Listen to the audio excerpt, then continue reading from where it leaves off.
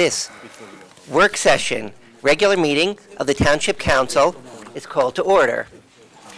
In accordance with Section 5 of the Open Public Meeting Act, Chapter 231, Public Law 1975, be advised that adequate notice of this work session, regular meeting of the Township Council of the Township of Franklin, County of Somerset, was made by the posting on the bulletin board at the municipal complex and transmitted to the officially designated newspapers a list of dates annually indicating that this work session regular meeting would take place at the Franklin Township Municipal Complex at 7:00 p.m. on Tuesday, March 12th, 2013. Okay. In addition, a copy of this notice has been available to the public and is on file in the office of the municipal clerk. Please stand for the Pledge of Allegiance. Remain standing for the invocation, which will be given by Councilman Rajiv Prasad. I pledge allegiance to the flag of the United States of America and to the republic for which it stands, one nation, under God, indivisible, with liberty and justice for all. O God, the Creator and Redeemer of all the faithful, hear our supplications, and through thy infinite love and mercy, graciously grant us the strength and power in our thoughts and decisions to be for the benefit of all people at all times. Amen. Amen.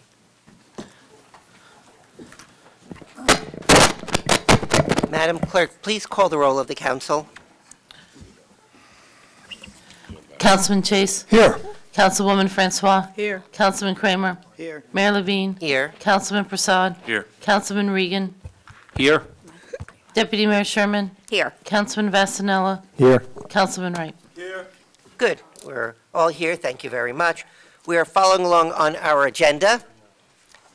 If you want to see the agenda, you can look on our website. Usually you can download it and see the weekend before what's happening. I'll tell you more about that in a moment. Right now, they're over here by our clerk, along with associated resolutions and ordinances. That makes it easier. Excuse me. So we are now at item number 6 on the agenda, commendations and proclamations. We have Girl Scout Week and Women's History Month. So if I could be joined by Councilwoman Roz Sherman and Councilwoman Kimberly Francois.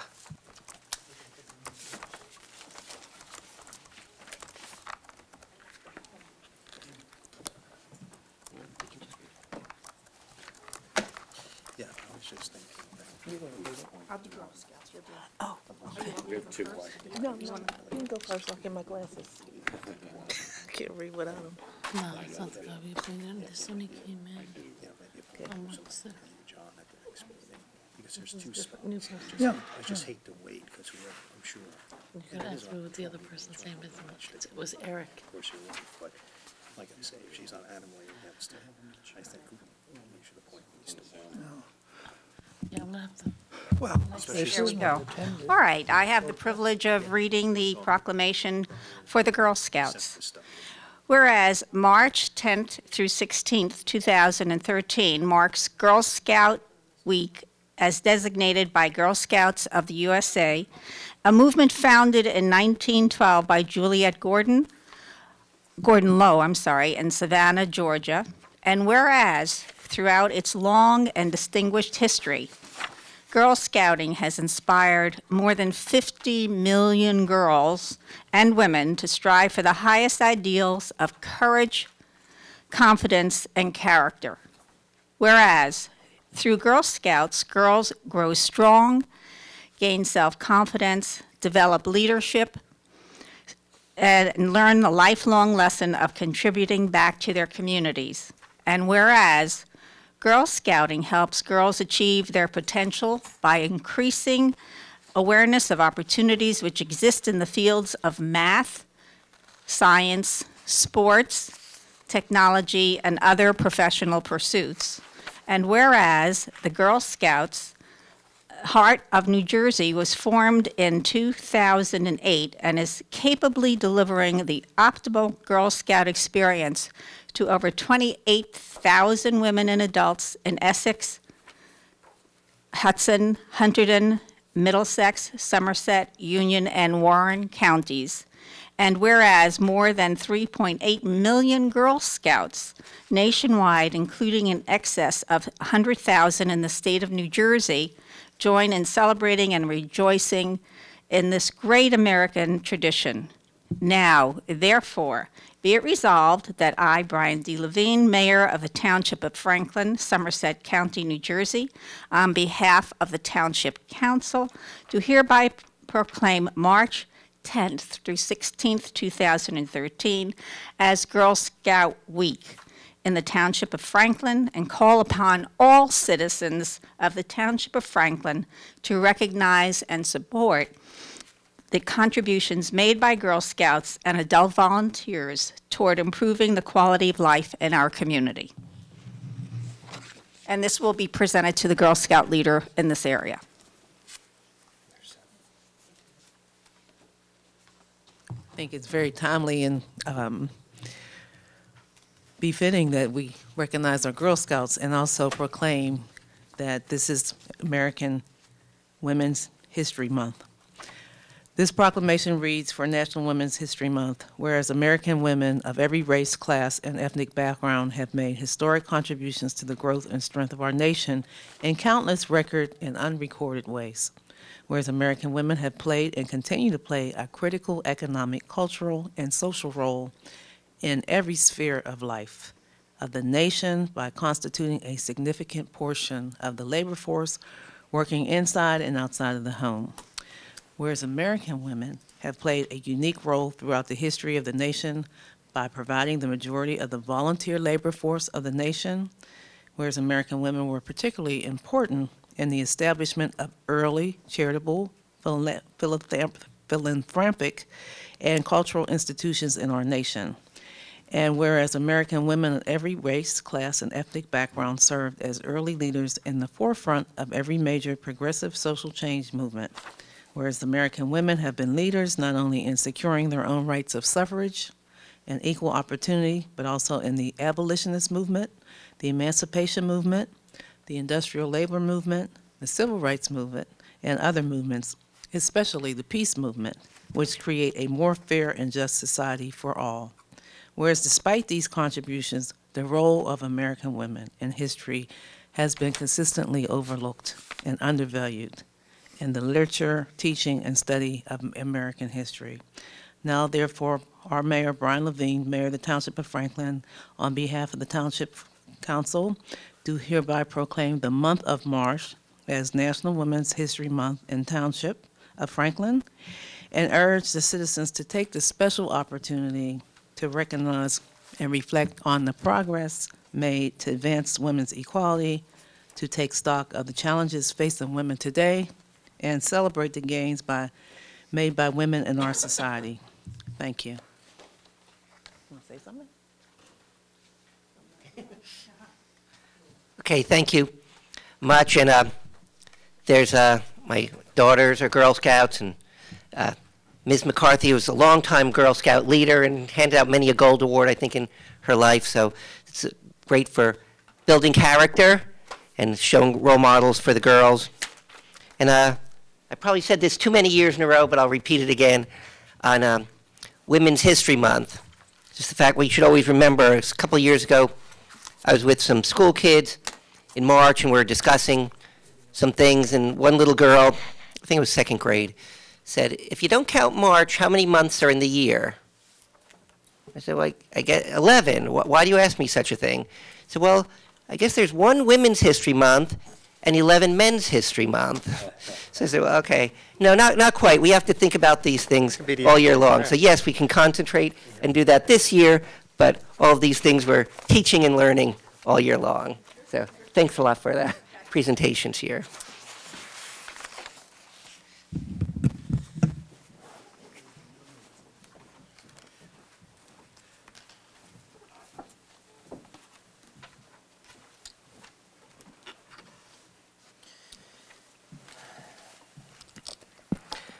Okay, we are now at item 6 on the agenda.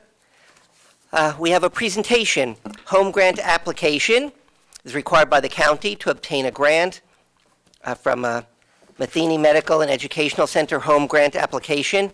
We've got Mr. Stephen Proctor. And what he's going to do is give the council a presentation. They must present this to the governing board, which he is doing now, for information. There's no action needed on our part except to listen. So, Mr. Proctor, please. Thank you, Mr. Mayor, and thank you to the members of the council. My name is Steve Proctor, and I'm President and Chief Executive Officer of Matheny Medical and Educational Center. Our primary campus is in Peapack, Gladstone Borough.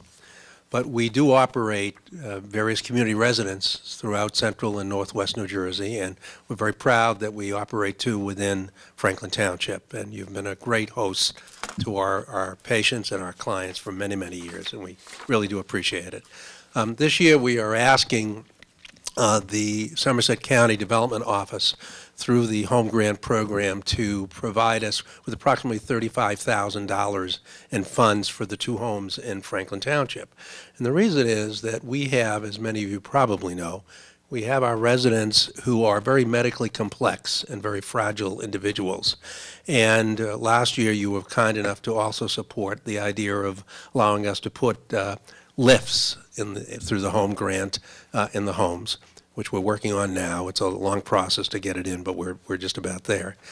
And this year, as has been for many years, we are required by the Department of Human Services to evacuate people in a fire emergency or any emergency within 3 minutes from the home. That's basically the regulation.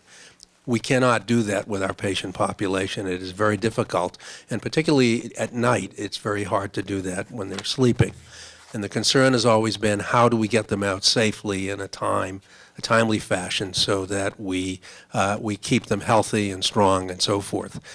We had decided this year that probably the best action to take was in each bedroom to create a fire door and open up in each bedroom, remove one of the windows and create a door. And the door would be the width of the actual hospital beds that we have in each of the group homes. And that way we wouldn't have to transfer the patients and put them at risk and just roll them out the door. And basically that is the application that we are seeking this year and the grant that we are seeking. We would apply that in both homes, both on Walnut and Lakeside. And we really are here just to notify you, as the mayor indicated. But we would also like to ask you if you would consider providing us with a letter of support from the mayor. It would be very helpful. There is a requirement that the community provide some type of letter of support. So that really is the reason I'm here this evening. Thank you, Mr. Mayor, and thank you, members of the council. I'll answer any questions if you have any at all. Any question for Mr. Proctor? Mayor Sherman? I have this vision of the beds rolling out the door. Are you on the first floor? Yes, we are. Okay, I just wanted to make sure there was no stairway. I had a check, too. Thank you. So, Yeah, no, Councilman if there Vasanelli. wasn't any other questions, it's pretty straightforward. I would motion that we direct the mayor or manager, whoever's appropriate, to write the letter, the endorsement as requested. Seconded. A second, is there discussion? All in favor? Aye. Opposed, abstained? Carried. We'll Thank you. have you your letter in short order. Thank you very much, ladies Thanks and for taking gentlemen. the time, Appreciate Mr. it. Proctor. Good evening. Okay, thank you. We're now at item number 7 on the agenda, Mayor's Report. Just in a few moments, we're going to have public discussion where that's going to be the only time this meeting that the general public can speak on an issue. And I'll let you know our procedures at that point. Our meetings are generally the second and fourth Tuesdays of the month. In July and August and December, it's only the first Tuesday. And March has a small exception. Instead of the second meeting of the month being Tuesday, the 26th, it's going to be Wednesday, March 27th. So there's going to be no meeting 2 weeks from today. It'll be 15 days from now. So just a couple brief things. We're going through our budget hearings now. Anyone is certainly welcome to give us his or her thoughts on items which are good, bad, needed, or unneeded in our budget. We're willing to hear from that. And after our budget hearings, we're going to be introducing and voting on our budget. If you come through the municipal building, you'll see items like this, tags on some of the, I shouldn't say some, on the employees, so you can identify who we are, help out, and that's part of our security here too, in effort to beef that up around town for the sake of everybody. And I think that'll do it for me for today.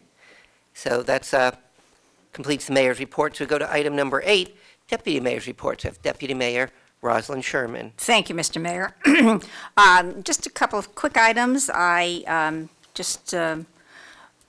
had the opportunity to attend the high school arts show, which was made up of artwork done by students at the high school.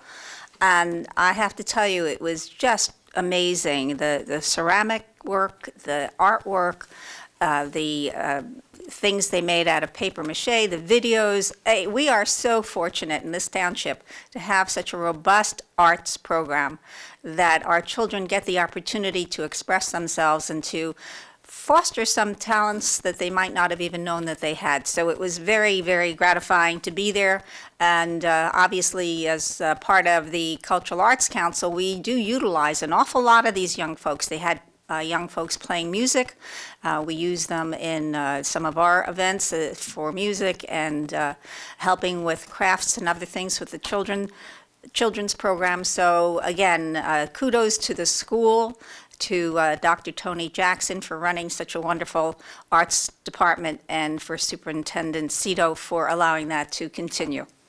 The only other thing I want to just mention, I was at the Meadows Foundation. They have their yearly, maybe it's not, 2 years, I think, is the term of the president. And so they have elected a new president, and congratulations to Angela Fernan. And we look forward to working very closely with her and seeing what opportunities there might exist. Again, synergies with the Franklin Township Arts Council. That's my report. Thank you. Thank you. We now come to item number 9, public discussion. This is the only time members of the public can speak of anything of a general nature. And at today's meeting, it's the only time the public can speak because we don't have ordinances which have public sectors on them. So as is our policy at all times we ask you to limit your comments to 5 minutes, which are being timed. We'll hear a tone go off after 3 minutes, and after the final 5 minutes, multiple tones will go off. I ask everyone, please direct all your comments to the council, and if we can answer them, we certainly will at the time. So is there a motion to open this meeting for public discussion? So moved. Seconded. Moved and seconded. All in favor? Aye. Opposed? Abstained? Motion is carried. Meeting is open for public discussion on any item of interest to the public. Anyone who wishes to speak, please raise your hand. When I recognize you, come to our podium. Seeing no one come forward, Mayor, I motion to close the public portion of the meeting. Seconded. Okay. Moved and seconded. All in favor? Aye. Opposed? Abstained? Motion is carried. Public discussion is closed. Thank you very much for that. So now we come to item number 10, standing committee reports. We have 5 standing committees. First of which is administration. Anyone? Administration? I'll Deputy speak Mayor for the Sherman. administration. We had a meeting, I guess it was last week, and we talked about several changes. Several of them are really actually going to be covered by one of the ordinances that are going to be read for introduction this evening. That's 4013-13. So it changes a couple of things that needed to be realigned, such as having the municipal court and IT report into the manager. The manager is to designate a human resource officer.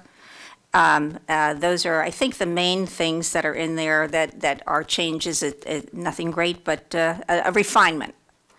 The other things we talked about were customer service training. Our township manager has recommended, suggested, to make an even good environment better for working with our residents and making sure we're offering the most efficient and the best type of customer service we possibly could offer. So again, I think that's a great idea and much appreciated.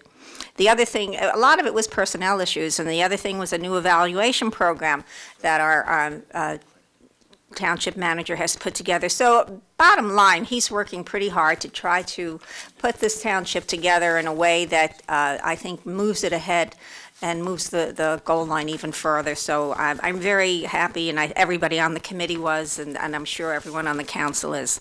And the last item that we talked about was our grants program. It's not been as robust as we think it ought to be. So again, our manager has stepped forward and said he and our clerk are going to take hold of that program, watch it very closely, and make sure that we're getting value for the money that we spend. And if not, we need to make some decisions. So that's the report from the Administrative Committee. Okay, thank you. And financial oversight, Councilman Phil Kramer. Thank you, Mr. Mayor. We've had several meetings. Most of them have been about the budget, and those will be discussed specifically during our budget meetings.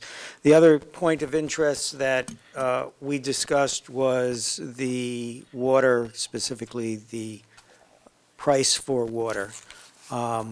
So a little history on this.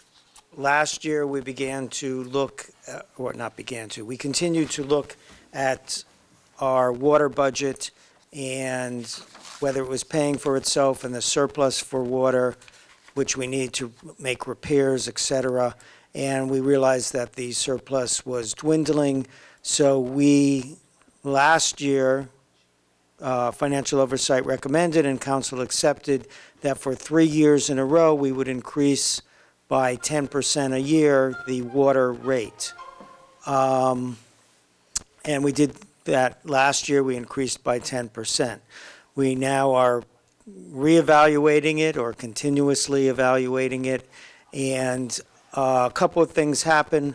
The amounts that we are charged by the the suppliers of water has increased, and our use of water has decreased by below what was expected for this year.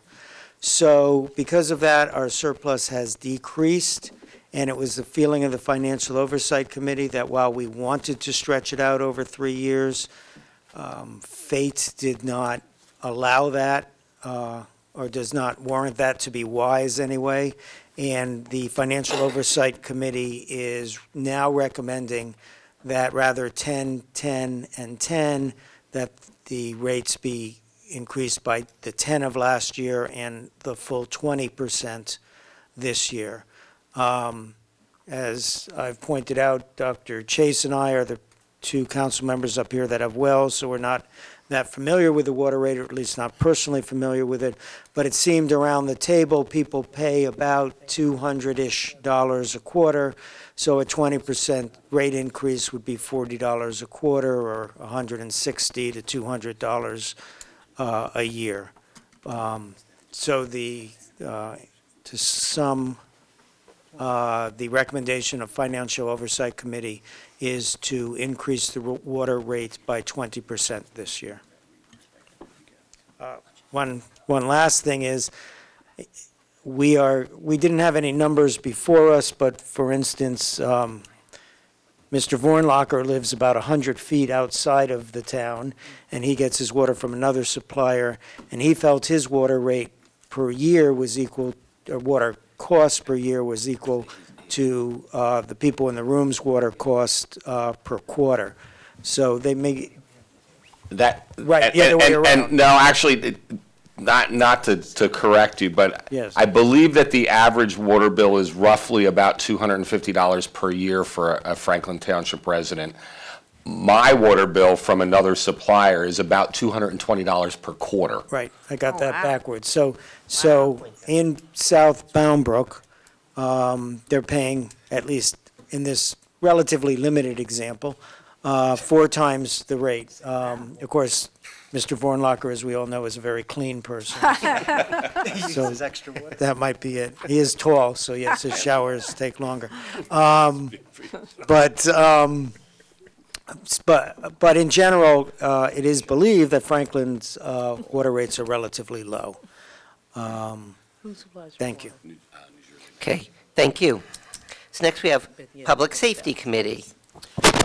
Mayor? Councilman James Vasanella. Yeah, there's a couple items, an update, and Councilman Reagan, who's also on the committee, will update on another issue. Chief Roberts is in the process of communicating, has been in the process of communicating with Michael Pappas, the executive director of Hamilton Street, and the executive board there concerning some policing issues, and he has some new ideas. He's going to be reaching out to them and sharing his ideas with them in the very near future, and we'll update you as that develops. There was a long-running initiative about trying some cameras, the use of security cameras in a few parks in a pilot program in town. Without going into a lot of detail, we are just about done, just a few little technical ITs involved with it, so we're just tweaking out the last couple of aspects of it, but it will be presented to council probably in the next month, perhaps sooner. And there was also a parking situation relevant to a park on Emerson Road. Folks out there may be familiar with the park. It's a little neighborhood park, and the officer at our meeting today is going to be reviewing with Public Works, because it may be able to be taken care of to make the parking situation a little safer without actually having to do a big project or a big appropriation. So we will keep you filled in on the progress of those three issues, and Councilman Reagan will update you now on some matters dealing with school safety. Thank you, Councilman Vasanella. So you've heard me talk in the past since the incident in Newtown about the concern of council relative to safety in the schools and working with the various schools, both public and private, in town. This has been a major concern of ours, and there has been a lot of work that's been going on. You may have seen on the news channel about different towns getting on there about having symposium and drills and whatnot. And though we haven't been in the news, we have been working these issues very diligently. The chief, with one of his lieutenants, is leading this effort up, for lack of a better term, a school and police safety effort.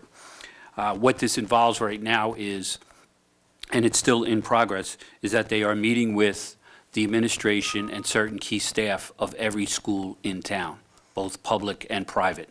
What we have offered the schools is the chief to review, and his designated staff, to review all their safety procedures in the school.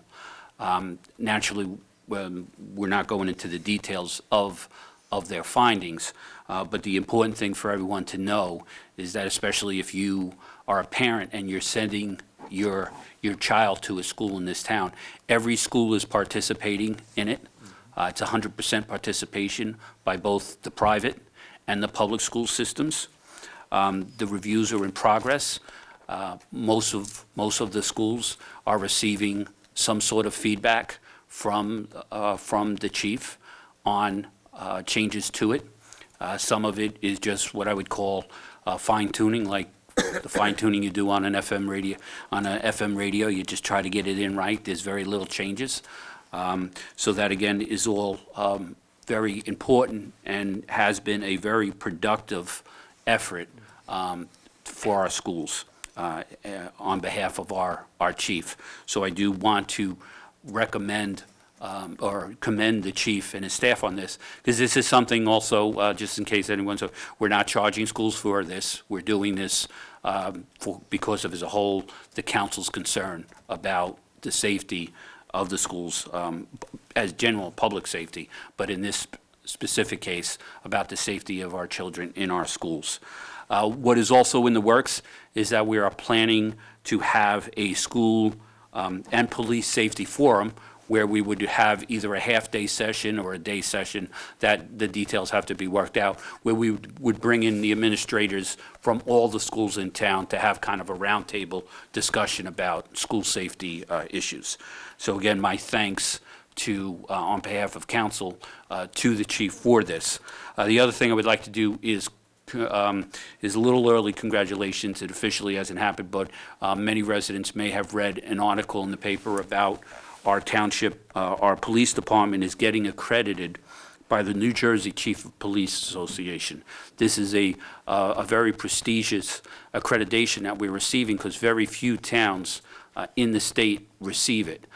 It's a 2-year effort that the chief has led, and it was his personal commitment to our police force to move forward on this. This was not something he had to do. He wanted to do it because he felt it was the right thing to do for our police force. So we're very proud of our chief, Larry Roberts, and the staff, the men and women, and the civilians also, because, we just think about the police department as being officers, but there are many civilians as part of that police department. So again, my thanks to them for that. And that's all I have for public safety. Thank you. Okay. Thank you. Next, we have Land Use, Open Space, Parks, and Recreation. Councilman Carl Wright. Land use, we have a meeting coming up, I believe, on the 27th. We didn't have a meeting last month. No one was using the land. Okay, Councilman Fasanella? Oh, you're done, okay, sorry. All right. Oh, so that was that, okay, thanks. All right, and the final, 5th one, Public Works. Councilman Chase. We haven't had a meeting since the last council meeting.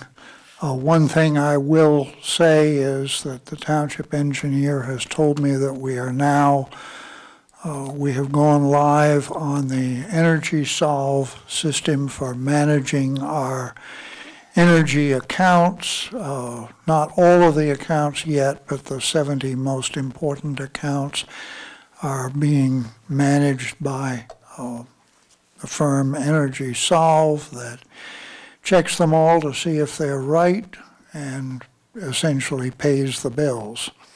And this is something that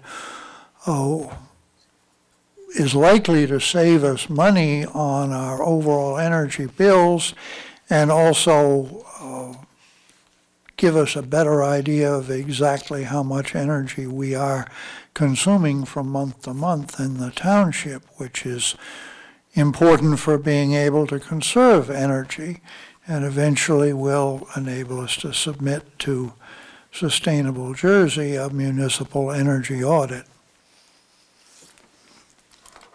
Okay, thank you. Next, we have item number 11, council comments. So I guess we'll start over here. Councilman Rajiv Prasad. Thank you, Mr. Mayor. Just a little housekeeping. Since we kept changing things around for the next council meeting, I will not be here. I have a meeting that was scheduled months in advance, so I have to be out of town. I could have been there on Tuesday, but that was Passover or, some conflict. Anyway, so I want to be excused for that. Human Relations Commission would like to request the council to fund in the budget the Naaman Williams pool and keep it open during the summer, so as best as we can do. So that'll be something that we would be taking up during the budget review. And we had a presentation from the school assistant superintendent on the building program, and their final budget will be available for the voters to vote on.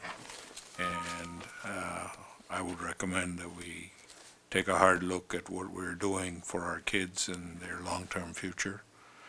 And I'm also part of the admin committee where our deputy mayor already reported on it. And land use, there was no meeting. And for Councilman Chase, I know we've implemented solar panels. Can we eventually see from the energy audit if we're seeing some savings from the panels or, and of course, if there is a positive from that, then we can always look at expanding it to our other municipal buildings and even our parking lots if need be.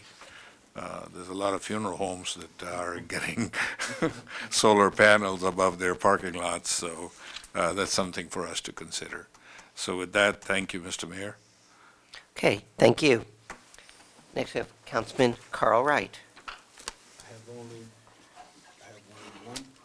I have only one thing to say, and that is for the Sisters Network here of Central Jersey. They're having their annual Health Summit and Buffet Breakfast Saturday, April the 13th. So you have a lot of lead time to go out and buy your tickets. It'll be held at the Hyatt Regency on Albany Street in New Brunswick. They do a lot of good things for the breast cancer awareness. And if you can go, please go. The guest speaker will be Reverend Dr. Bernadette Glover, and the guest presenter is Jeanette McDermott, MD. So, once again, Sisters Network of Central New Jersey, they're having their annual Health Summit and Buffet Breakfast. If you can make it, fine, and show some love. That's it, Mr. Mayor. Thank you. Councilman Phil Kramer. Thank you, Mr. Mayor.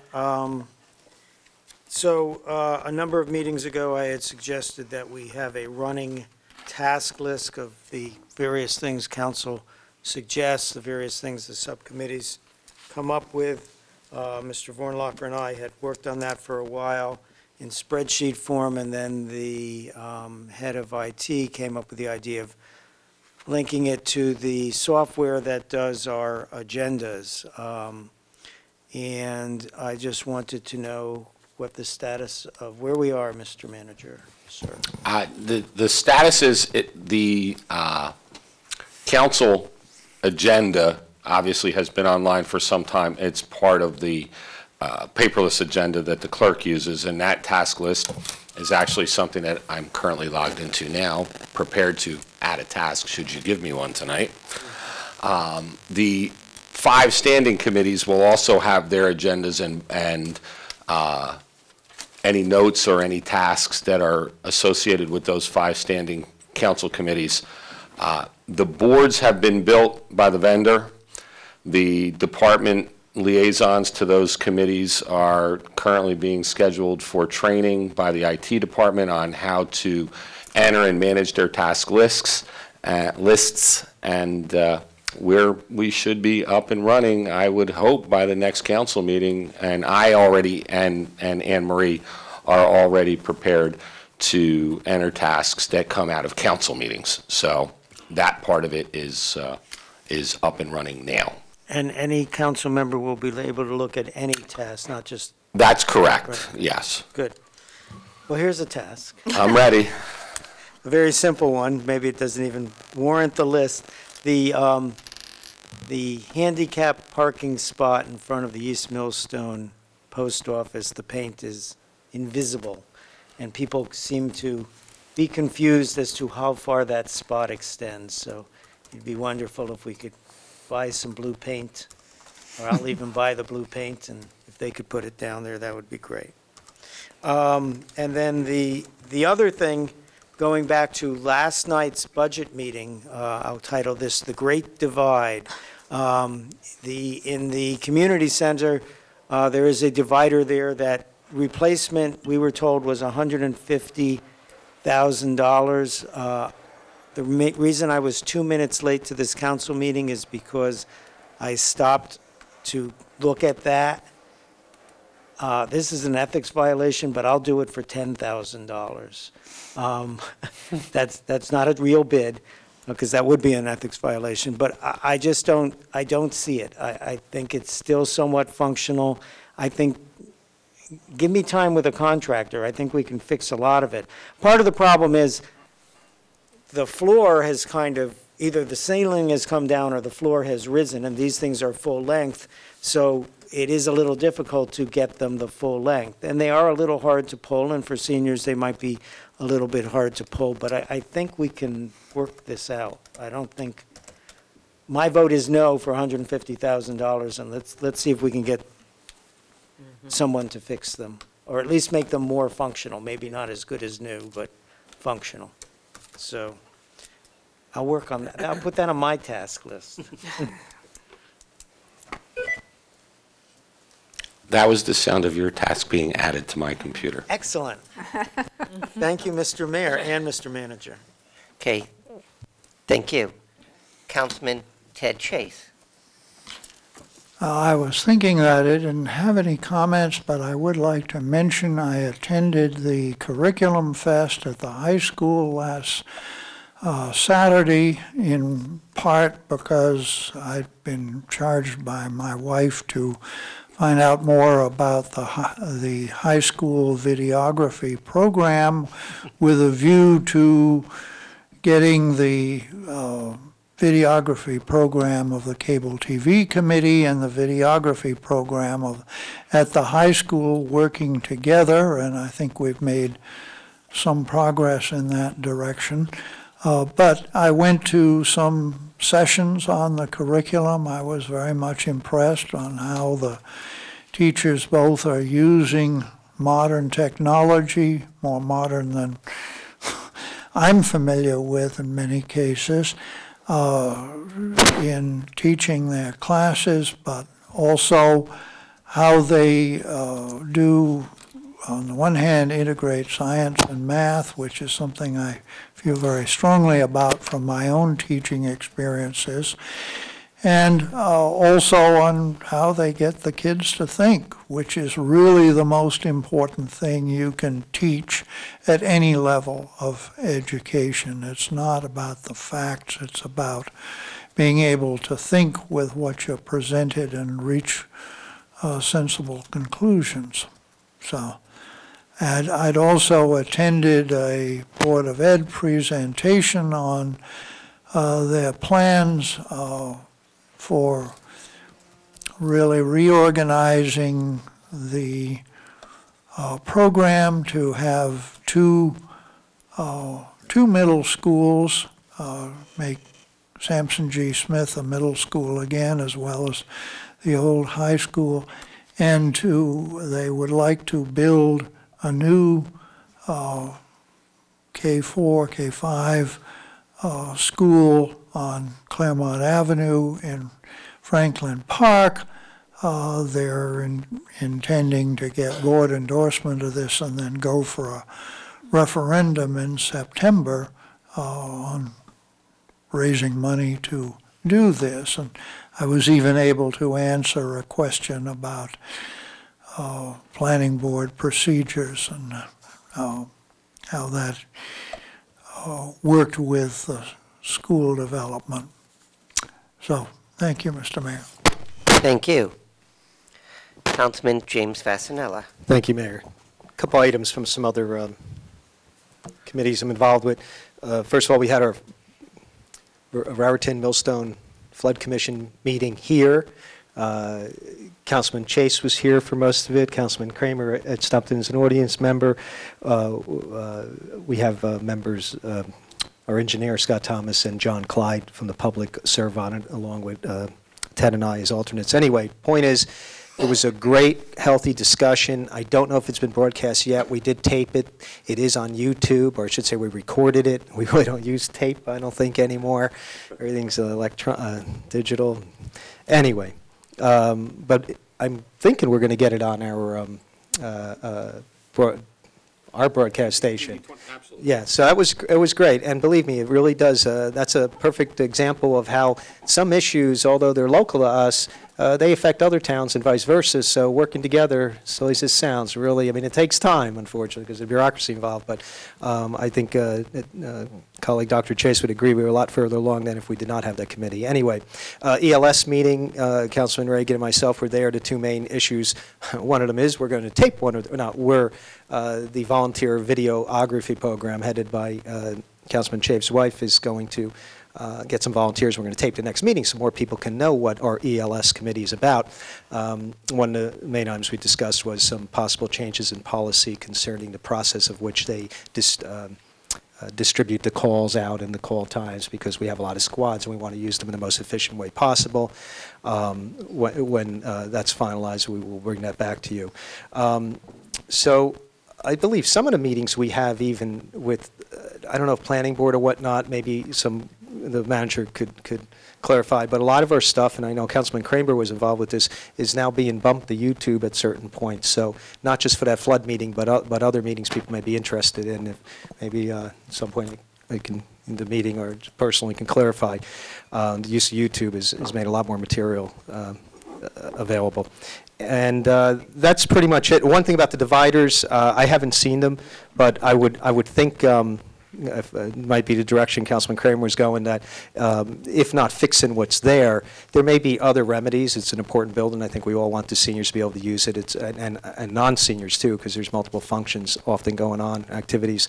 But I'm hoping between Councilman Kramer and the rest of us, we can find a way that they can have the privacy they need without the $150,000 price tag, and we'll keep you abreast of that. Thank you, Mayor.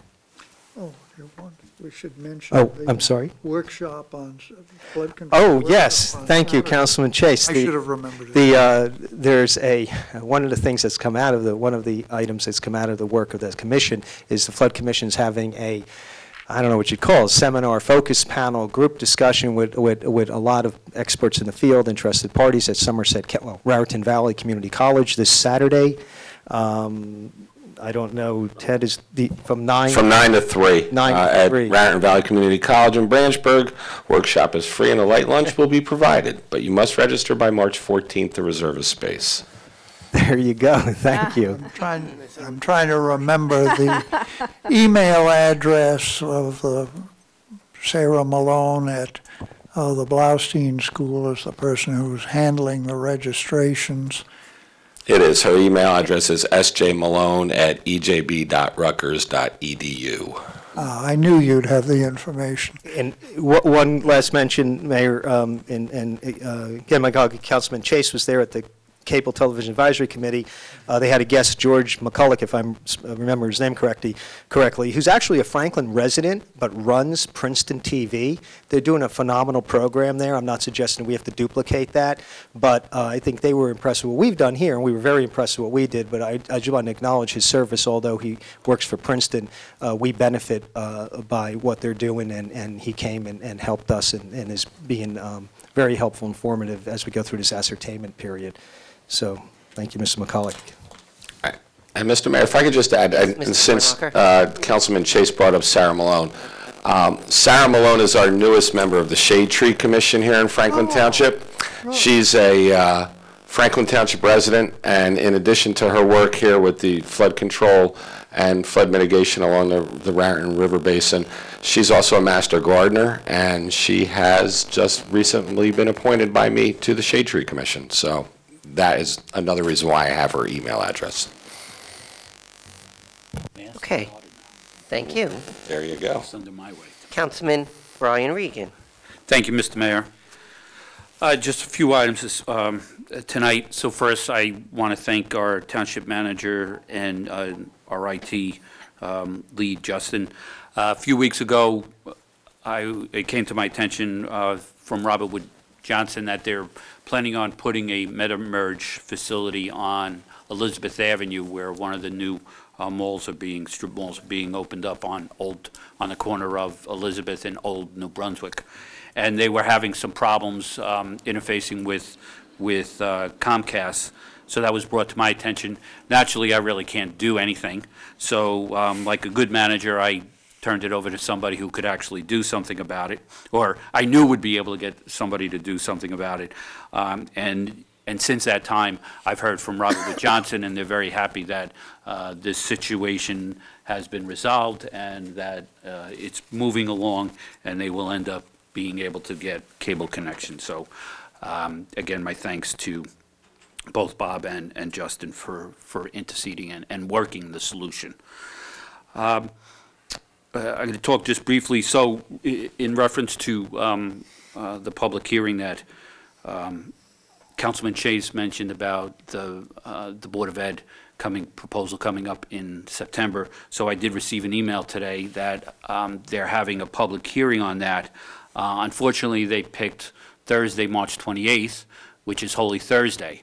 And unfortunately, this isn't the first time that the Board of Ed has scheduled a public hearing about a very important budget and issue in the town on Holy Thursday.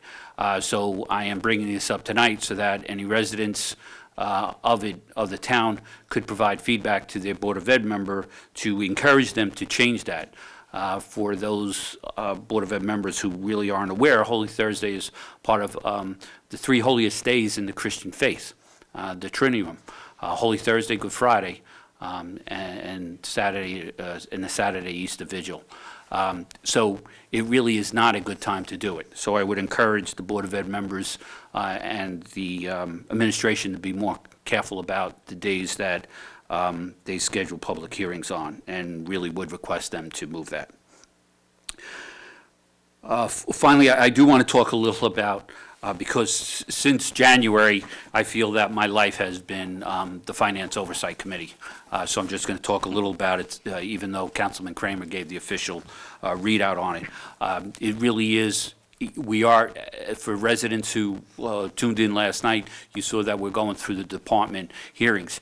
To get to the point we got to yesterday took many, many, many staff hours amongst the township staff, the department heads, their staff, the township manager, and the members of council that are on the financial oversight. It is a significant effort. The book, actually, this is the budget book. It's fairly thick, and each page has line items. It has Excel spreadsheets in it that have to be reviewed and looked at. And in this process with the Financial Oversight Committee, we have pre-met with the department heads, along with with Bob Vornlock, our township manager. And the reason I'm sharing this is I really do want our residents to know, because I know that it's always frustrating when the budget comes out, and if there's a tax increase, that causes some pain to our residents.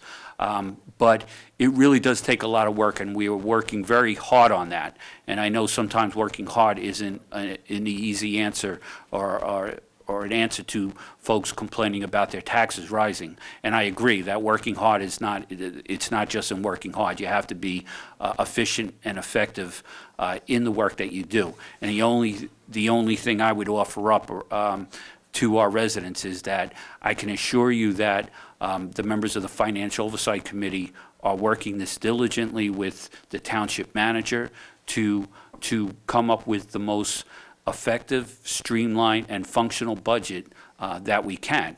And when I say the Financial Oversight Committee, we work that and then naturally work with our other peer members, council members who are not on it. But we are working very hard on it. And I can only look at my calendar like this week every night is tied to something here in town. But it's a very educational process. It's always interesting because you get into these meetings and there's always something else to learn, especially relative to state regulations and state ordinances, when you find out that there are things you'd like to do. Because people, you hear a lot of times, well, run it like a business. Yeah, it's much easier said than done. And it doesn't actually make sense in all aspects of the town to run it like a business. And then you are hampered by, I shouldn't say hampered because that implies something. You are regulated by state ordinances on what you can or cannot do. So you have to work with within those bounds. But overall, it's a very fulfilling effort as part of one of my responsibilities this year as a member of the Township Council. So, Mr. Mayor, that's all I have. Thank you. Okay, thank you. Councilwoman Kimberly Francois. Mr. Mayor, I have no comments to make. I think between all of the standing subcommittee reports that were given, which were very thorough and extensive, and all the council comments, I think we've covered everything. Thank you. Very good, thank you. Deputy Mayor Rosalind Sherman. Thank you, Mr. Mayor. I'd like to just mention a couple of programs coming up from the Franklin Township Cultural Arts Council. Both of these are coming up in April, so please mark your calendar. On April 7th, we will start our Jazz Jam program at the Van Wickle House. We are very, very fortunate to have a young lady who is a resident here of Franklin who has gotten some wonderful talent around her. She's actually written a book about jazz that's just being published right now. So she's very knowledgeable, very talented. We're going to start probably from, I think it'll be from 2 until 6 at the Van Wickle House. You can check out any of the programs I talk about at our website. And darn it if I can't think of the website name right now, but if you Google Franklin Township Cultural Arts Council, I'm sure you'll find us. We have a Facebook page, website, and an email address. So it's all there, except I don't have it with me, unfortunately. But my phone number is here. So if you want to call me about any of it, please do. So that program will be happening twice a month once it gets started. And if it's popular, we'll keep it going for a long time. But I think the idea is that the talent that comes will start the program with a couple of sets, and then the talent in the audience will be asked to come up and join the jam, and it should be a great time for everybody. The other event is on April 14th. It will be held at the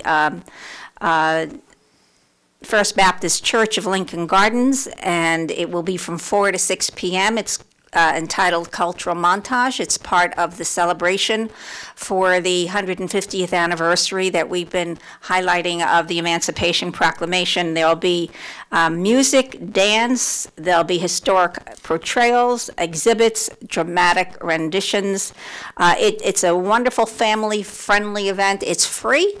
And it should be absolutely wonderful. So please mark your calendar for that one, April 14th at First Baptist Church. Thank you very much, Mr. Mayor. Okay, thank you.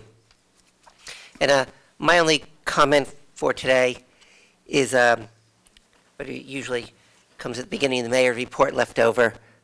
My mug today says, for the Girl Scouts and Women's History, it says Women in the 90s. Okay, I'm a little, old mug, I'm a little behind the time. Women's history. Yeah, that's right, Women's History, that's very good. Did you have to go to the back? I did, it was hiding behind. And the other side says unified in diversity, which we are in town, all around a globe. Very well put. We'll let you slide it. And for our manager, Mr. Just two things to add to council comments. To Councilman Vassanella, just to prove that people do watch this live, I have a message from one of our employees that says all three main boards, planning, zoning, and council, are on YouTube and placed on our website via YouTube, and the Flood Commission is on YouTube and is scheduled for broadcast on Channel 29. So that's one thing. And Deputy Mayor, it's www.facebook.com/Franklin CAC. That's our Facebook. Did you get our email, our website? That's your Facebook page. I haven't found your website yet. Okay. Thank you. Thank you for the update. Okay, thank you very much. And so that concludes council comments. We come to item number 12, council discussion items, of which we only have one this evening, Municipal Ethics Board. And in a moment, we're going to have a 5-minute presentation from our chair, Ms. Pat Bacon. But first, I'm going to ask our attorney, Mr. Lou Raynon, to give us a briefing on Municipal Ethics Board. Well, actually, Mr. Mayor, there was a question that was asked me with regards to the application and jurisdiction of the Municipal Ethics Board with regards to the fire district. And I took the time to speak with Eileen Brennan, who is at the local finance board and who generally staffs ethics issues at the local finance board. And as you know, the local finance board issues regulations and they control kind of the operation of the local government ethics law. Eileen indicated to me that there were no decisions of the local finance board, nor were there attorney general opinions on this subject. However, she conferred with staff, and it's the staff's reasoned opinion that because the local finance board has issued regulations that require that the disclosure statements that you all do every year and that the fire district does every year are required to be filed with the township clerk, that would mean that the jurisdiction would be with the local ethics board. Honestly, I think there's some misunderstanding at the local finance board as to how the fire districts operate. I saw the letter from Ms. Bacon, and it's reference to the local fiscal authorities law, which is unrelated to the local government ethics law, and the two definitions are not the same, and so I don't think that kind of answers the case. But that having been said, I don't think this is a matter that warrants the township litigating literally over what the question is. But for now, at least the position of the local finance board would be that they would refer any ethics issues with regards to the fire district to the township's ethics board. This issue originally came up in the context, so that we all understand, of litigation that was filed against the fire district, in which the township was named as a party, and the township took the appropriate position at that time that the township has no control, management, supervision over employees of the fire district, and of course, therefore, we would have no liability if they committed any act. This all created an issue for us when the ethics board began to take cases with regards to the arising out of the fire district, because litigants in those cases then began to say, well, hold it a second, you do have some control over them because your local ethics board has taken jurisdiction of these cases. So that's the context in which it came up. I don't think that's generally an issue, but I just wanted to let council know that I did reach out to the local finance board, and that was the level of information they were able to give me. Mr. Mayor? Yes, Councilman Kramer. So the general broad context that this came up, that's kind of how it came to our attention in part. The other thing was the council voted on, approved a budget for the local ethics board for attorney's fees. And I'll let Ms. Bacon, Chairwoman Bacon, go into the history of their use of these funds. But we said not to exceed $15,000, and their lawyer presented us with a bill for $19,000. So that certainly raised the eyebrows of the Finance Oversight Committee. And in general, the question has been asked without prejudice to an answer. Since the state will do this for nothing, should we have a local ethics board with it costing us money? And just for full disclosure, so that you will have the opportunity to reply to it, is there have been people, this is word of mouth kind of thing, that wonder if our local ethics board is being used almost in a means of harassing people they don't like. So if I don't like, or if Ms. Sherman doesn't, well, if I don't like Ms. Sherman, I could file a complaint, an erroneous complaint about her, and that could cause her stress. So that's the context in which we spoke to the ethics board and to which they replied. and we thought it should be discussed here. If I Mr. can, Mayor, Arnone? just one general caveat as we go forward here. I understand the context of this discussion. I would prefer, however, if we did not kind of stray into any specifics of any complaints that may have been filed or how they were handled. And I understand the context of the attorney's fees. You know, I'll just say this. There is a provision in the law that says that the council should set a budget for them. But there's likewise a provision in the law that says that they have to spend money in accordance with that budget. So to that extent, administratively, without talking about any individual case, they have an obligation to manage their budget in the same manner as any department has the obligation to manage their budget, which is at a point where they get to where they're overexpending their budget, which ironically is an ethics violation for a municipal council to overextend their budget.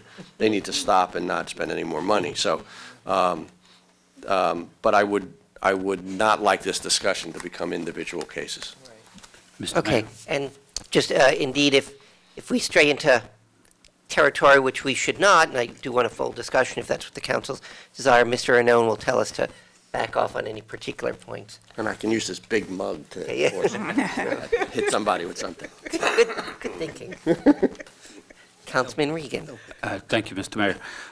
So, Lou, I guess I'd have questions about the feedback you got, because to me, the actions or the feedback we get and what we do, it's always about precedent, okay? So if the feedback is, yeah, the fire districts fall under it, and they are a separate, because as many residents probably are aware of, that they're a self-taxing entity.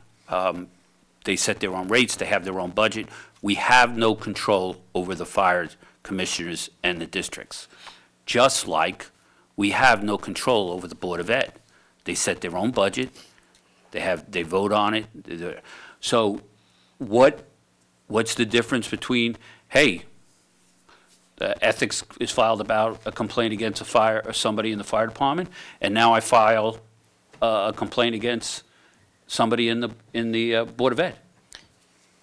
Well, the Board of Eds are different I'd like because to- they're I'd like to give feedback about attorney. they're specifically exempted from the definition because they have their own set of ethics law, and ironically, Board of Educations can't have their own local ethics board. They're controlled by I don't know if it's the local finance board, it's probably the Department of Education. So that's the difference. But you hit the nail on the head, which is exactly where my analysis was, which is that there's no circumstance under which they could be determined to be part of the municipality, because they're simply not. And they're a separate district. They have elected officials. There's no connection in that way. Even when you talk about, independent authorities, all of those quote-unquote independent authorities all have a common string, and that is that their members are appointed by the governing bodies. They are formed by the governing bodies. They can be dissolved by the governing bodies. So that's the connection between the two. I mean, there are also, connections with regards to when your sewage authority does bonding, for instance. It's not unusual for you to put the full faith and credit of the municipality behind those bonds. So there are connections between the two. My question always became, and not really on the complaint side, but really on the establishment of an ethics code side, is where it is that the ethics board has the jurisdiction to establish ethics guidelines for an authority that is fundamentally independent from the municipality, given that the municipality doesn't have any authority. I mean, we have a no violence in the workplace policy. It doesn't apply to the fire district, nor could we make it apply to the fire district. I question that. But that having been said, I have to defer to the extent that the local finance board has made its ruling. It's made its ruling, and it's what we'll need to follow unless somebody is prepared to raised this question formally with the local finance board and asked them to render an advisory opinion. And so, thank you. I hear that, but I guess in the larger picture, what I'm concerned about is, like my former company, if someone had an ethics, that eventually would be handled by basically somebody in security. It would not be handled by a manager, Right. staff manager. Mhm. And the reason it would go into security is there are personnel there trained in investigations and in determining did someone do something wrong, versus me, who I might be able to judge that or I might not. And if we had something wrong here where someone thought that someone was misappropriating funds or they were doing something, like, it would end up going to professional investigators as part of a police department. So, my concern is when we talk about investigating and doing it, like, my guess is that there's no one on the ethics board that has any professional investigation experience. So I'm not sure, how that all plays out. And I guess I understand that that's not, having said that, I understand that that's the same issue whether it's a state ethics board or a local, unless the state is filled with people who have that background. Councilman Chase? Well, I think the point there is that if a local ethics board with its limited powers of investigation felt that there was something which approached illegality, then they would pass it to the county prosecutor to investigate. But I would think that a local ethics board is more things like, well, should you have voted on that particular issue when you have some connection that might benefit from the decision of your body on that issue? I think on the one hand, it probably is a good idea that the local ethics board have jurisdiction over the operation of the fire districts, because if they don't, who does? But on the other hand, council received a letter from one of the local fire districts essentially saying, when is the ethics board going to render a decision in this case instead of... Excuse me. I'd rather not, in all due respect, I don't really want to talk about specific cases. Yeah, and actually, Mr. Mayor, perhaps... Councilman Kramer? Perhaps we're kind of debating the issue without hearing the issue. Perhaps if we could hear from the chairman before we go on, and she can center us to the points. Okay, quick comment requested by Councilman Vasanella, then we'll go to... Yeah, Councilman Kramer, I was waiting for my other two colleagues, but if I could just quickly throw out a comment and a question, not about any particular cases, don't worry. In general, and it may have been said, I want to make sure I'm understanding it, not that there's any cases or anything like that, but say the library board that has their own budget and their own board and their own employees that are kind of governed by some of us, but maybe municipal rules, policies, and maybe not. You have something like the Sewerage Commission. I'm not expecting to solve this all tonight and understand it all, but I was wondering about entities like that. And separate from that, I can give you. Oh, okay. Those are easy because the Sewage Authority is clearly within the definition of what a local authority is. That's easy. The Library Board, remember, it's appointed by the mayor. It contains municipal officials on it. It is funded in your budget. So the answer is that the funds for it come, you are the body in control of the municipal finances, and you fund the library through part of the municipal tax rate. So it's public municipal funds that are expended. So that's the connection with the library board. All right. So you can go through a lot of different scenarios, but you'll find that the fire districts are taxing districts. That will make them unique in any one of any example. You can give me 100 examples, and I'll tell you that the fire districts are different than them. So I can't think of, other than school districts, another independent taxing district. So thank you for the clarification. It sounds like the fire district is the one kind of gray area, but just for what it's worth, a question and quick comment. You know, if we have the structure, we have the budget, we have the talents in place, I think in general it's good to have a local ethics board.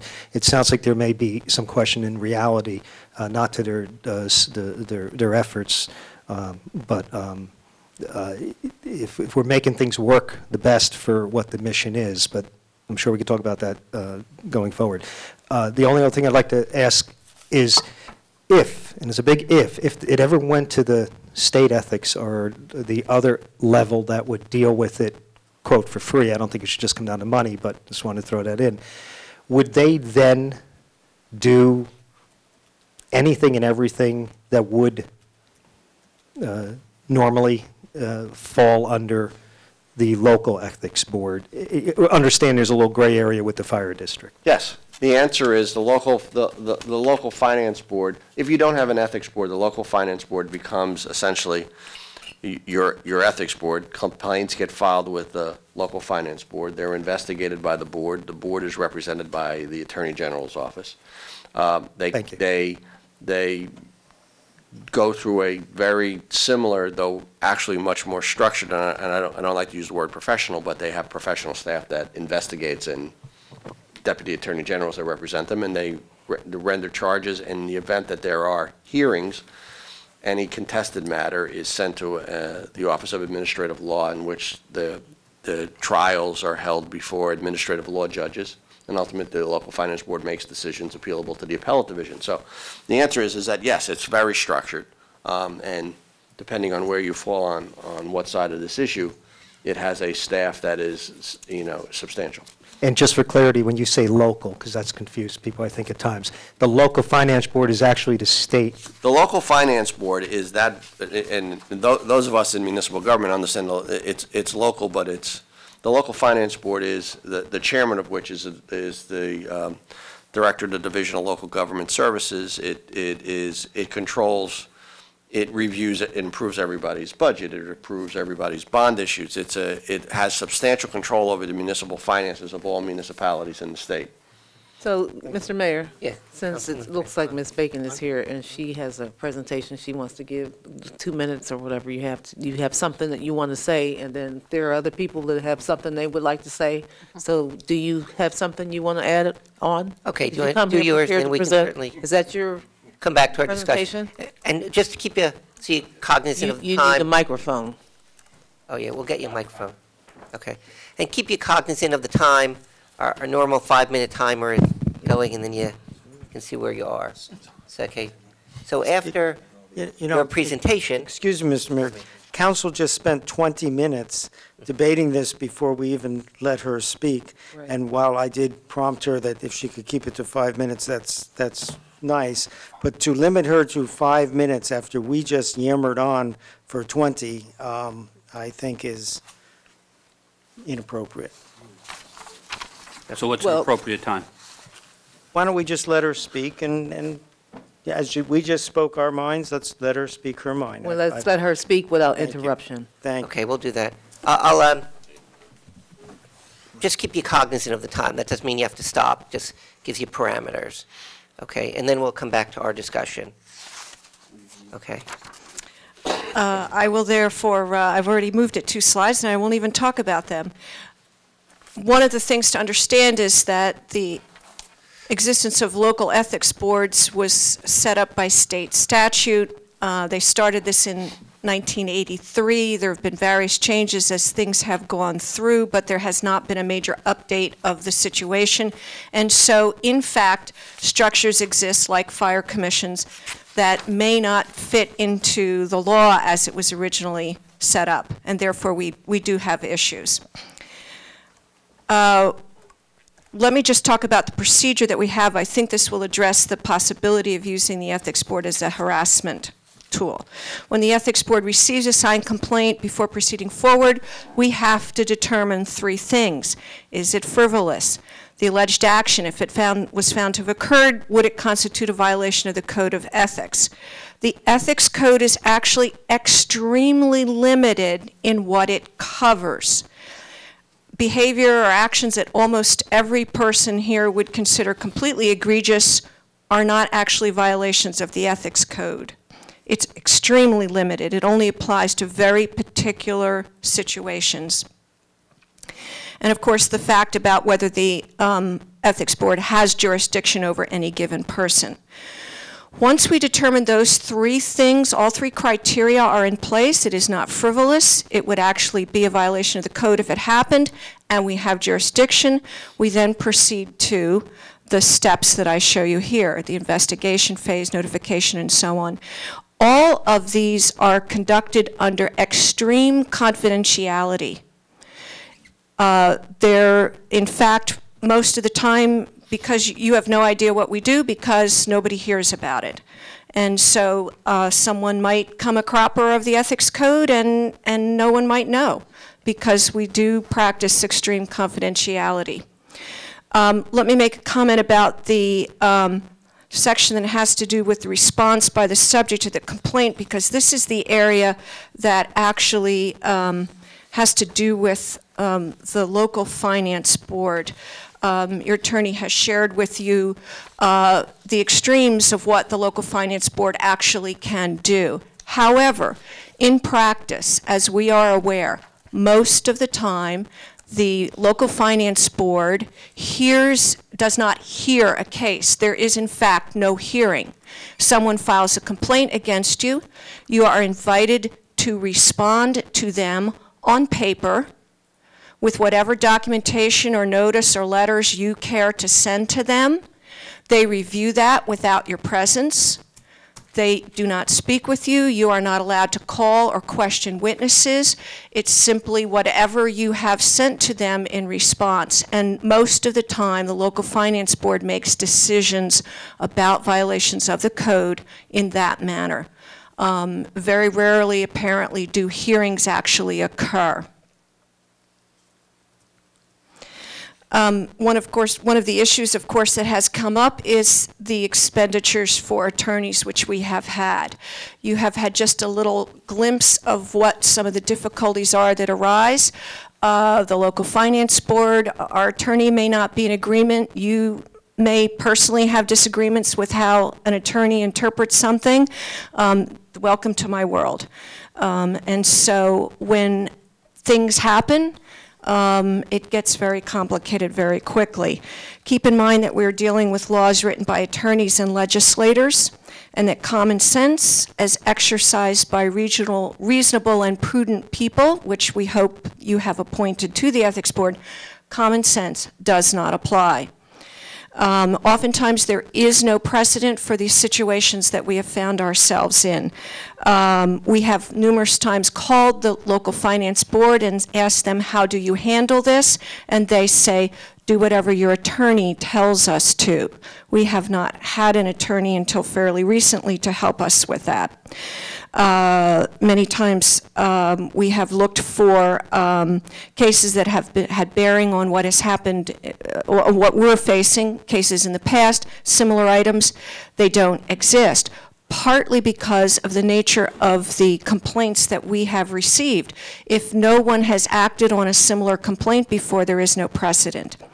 Also keep in mind that if any other law applies to a situation, for example, the Faulkner Act, or criminal law, and all kinds of other laws that apply, when we are determining if we have jurisdiction or if something is a violation of a code, there needs to be quite a broad sweep of looking at other laws.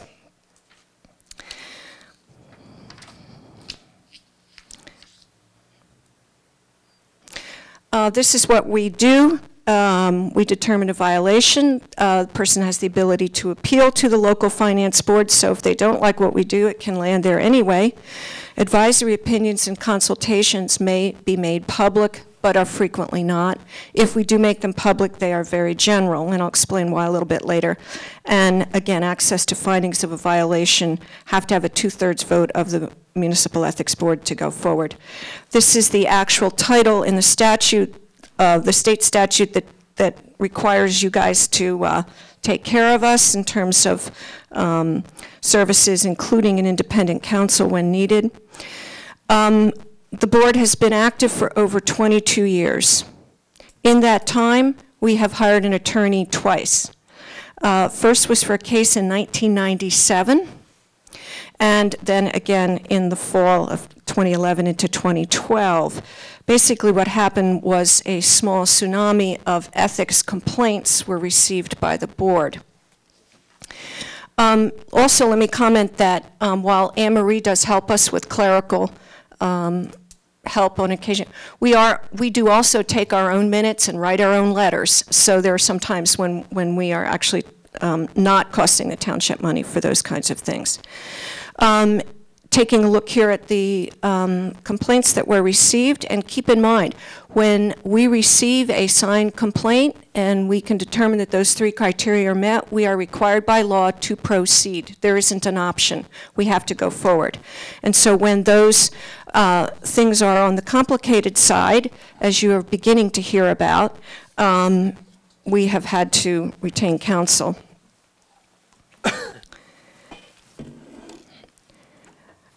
And in closing, we have talked about why we think an ethics board is helpful, a local ethics board. First of all, you, by appointing an ethics board, are telling the citizens of the town that you value ethics in government and that you value the role of citizens in supporting ethics in their own government. Decisions are rendered by Franklin citizens for fellow Franklin citizens, not by Trenton's political appointments. Using the local finance board instead of the local ethics board does not actually save taxpayers' dollars. That money is spent. We do not have an attorney at every meeting that we conduct. The local finance board does.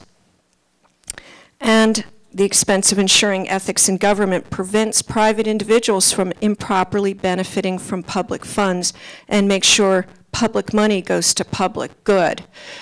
The amount of money that has been expended on ethics in Franklin in the last 22 years could be compared to, hopefully, the amount of money that has been perhaps redirected to public good by improvement in the functions of various operations of local government that we have been able to improve. We are not so much about finding people guilty of violating the ethics code and giving them a fine, a whopping fine of $500. We are more about finding a process which doesn't work in terms of ethics for the town and then correcting that process. An example would be in 1997, we were able to redirect council to reinstitute a practice that they should have been following and for some reason forgot to follow. That's what we did. That was the real benefit that we have. Okay, thank you. So, Ms. Baker, just to, and I'm not taking a stand either way on this, but just a question because if this comes up.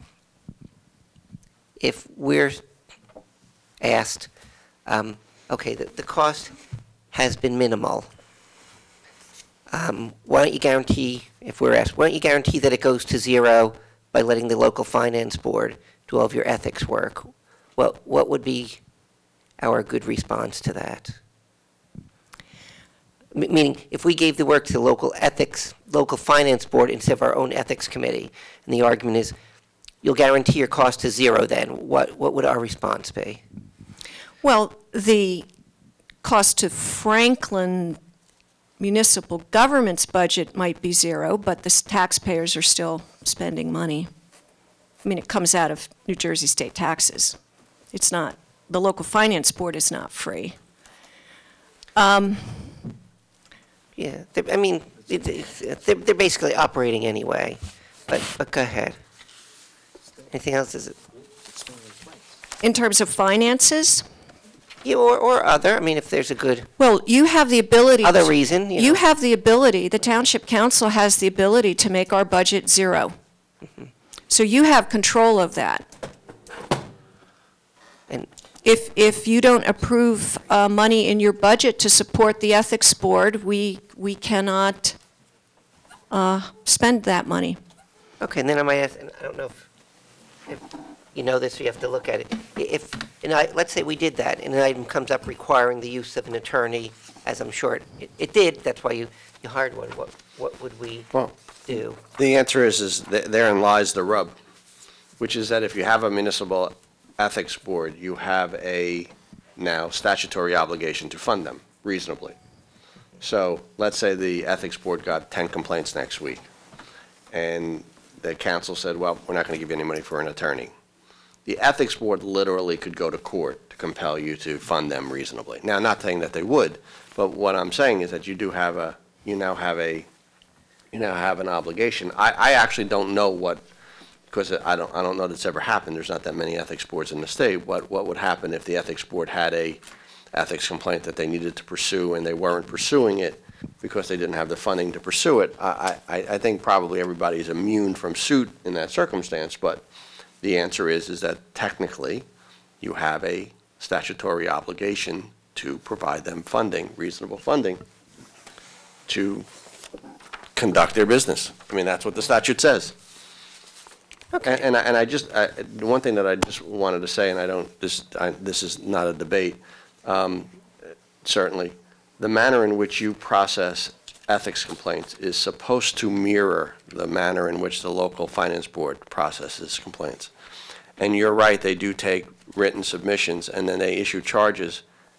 But the difference is, and I mean this in all due respect to you, and I realize everybody likes to take a little shot at lawyers, but when you're talking about providing people due process, I think that a process that allows people to appear before a member of the bar who's a judge, whose practice is to conduct hearings in a manner in which there are lawyers and there are rules and regulations that are followed, is a better way of ensuring that people get a fair hearing than 6 people who are maybe well-meaning but may not understand the law. And so the answer is that the local finance board is structured for that purpose. And I know that you do the best that you can, but the interesting part about it is that your decisions are appealable to the local finance board. And so somebody who's found guilty of you wrongfully ends up in that process in any event. Okay. Like I said, it was just a question. I'm not making judgment at this point. Mr. Mayor? Okay. Can other people speak, or Yeah. it's only certain Councilman people can Chase, speak? and then, I would like to also. yeah, sure. Okay, Councilman Chase. Well, I just wanted to ask council who determines what is reasonable expenses? Well, it's like whenever that word is used, ultimately a judge would. So the answer is that, certainly the court would be very deferential, but if you were to give no financing, that probably would be unreasonable. Yeah.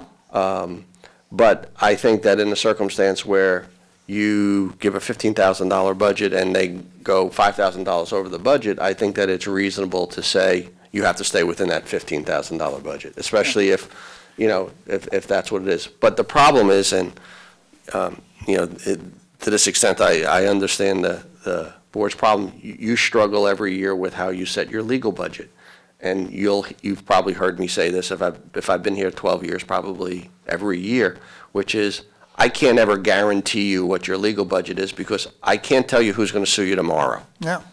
Just like the ethics board will say to you, look, we'll give you an estimate, $15,000, 9 out of the last 10 years, we would have been $15,000 over. This year, we're under.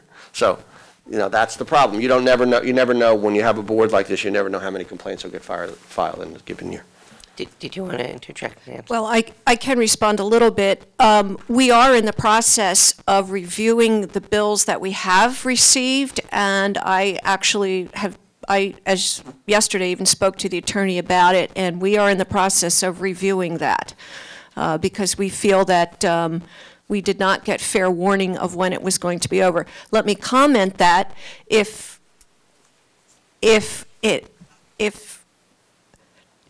other people's attorneys had not called our attorney, we probably would have had a lower bill. One of the things, and I once again, and this is not to get into specific cases, but in one way where we can work together better with the township, my impression is a lot of that is stuff that should have just been pushed back to me, honestly. Because it involves litigation. Yeah, well, we were told previously that we could not that the same council couldn't advise both the township and the ethics board. And that's true, but what I'm saying is that, and you had it up on your board, and we don't want to get too, I think it's general enough for everybody to understand that some of the rash of complaints arose out of the litigation that I talked about at the beginning. What I'm suggesting is that the township was a party to that litigation, and I think some of those matters may have been better handled if it had been pushed back to the township, because they really weren't strictly dealing with your ethics complaints, and I understand what you're saying. Okay, Councilman Regan, you wanted to? I'll defer to Councilwoman. I want to go last, because you guys will keep going. I have one final Mayor statement to Sherman? make. Okay. I guess I'm, I was going to defer. Oh, I'm sorry. I thought you I'm said- sorry. If we're going to keep going back and forth, I just have a final statement I want to make, and Okay. I think we should be done. Okay. Okay, go ahead then. I understand statistically, maybe 8% of the townships in all of New Jersey have their own ethics boards. It's something like 500 and some odd communities, and maybe 50 of them have. So I'm not sure why Franklin chose to go that route. I don't understand, that. I recognize you and your group, that you've done a wonderful job and you've worked very, very hard. I just don't know if I know exactly what the advantage is, except, your point is you have local people. I can counter that by saying they're arm's length. So I'm struggling. I'm struggling to try to understand why we should have our own board. And if you have some wonderful magic pill, I would love to hear it. No? Okay. All right. Okay. I just had a couple questions. I don't know if Councilman Chase had something first, and I know they want to make comment at the end. Okay. Councilman Vasnella, go ahead. Yeah, so, first of all, in one way, I think, a lot of ways, I think it's fantastic we have local ethics board, and I guess a lot of this stuff is just coming to a head because it's new territory. But you mentioned, this is important for me, you mentioned that very few times something ever goes to local ethics board, i.e. the free venue we could use, very few times do they get a complaint and actually have a hearing. Could you just how many times do you guys get complaints? You have that rigorous qualifications to see if it even is a case. How many times that you guys get something, does it actually go through the hearing process? In other words, how are you that much different? Because I'm hearing Lou tell us you guys should have the same process. So, not that that's the only benefit to having having a municipal ethics board, but how are you different? How are we getting a better, and you don't have to go through a whole thing, but if there's something I'm missing, please let me know. And then the only other thing I'll say is, I don't understand the whole process, but usually if we have an attorney or a consultant going over budget, I could be wrong, but usually the process is we're told or whatever. So I'm still a little unclear on how you have a resolution, and that not you, that it's the fault of the board members, but how the attorney submits a bill and asks if it's okay later. So, and I may have it wrong, but I imagine those type of things wouldn't happen in the structure of local ethics board. They may be more structured, like Lou was saying. Although again, I'd be hard pressed to dissolve our municipal one. Thank you. Okay. Councilman Regan? Do you want me to respond? Okay, yeah, sure. So the answer to the question is we've conducted 2 hearings in 22 years.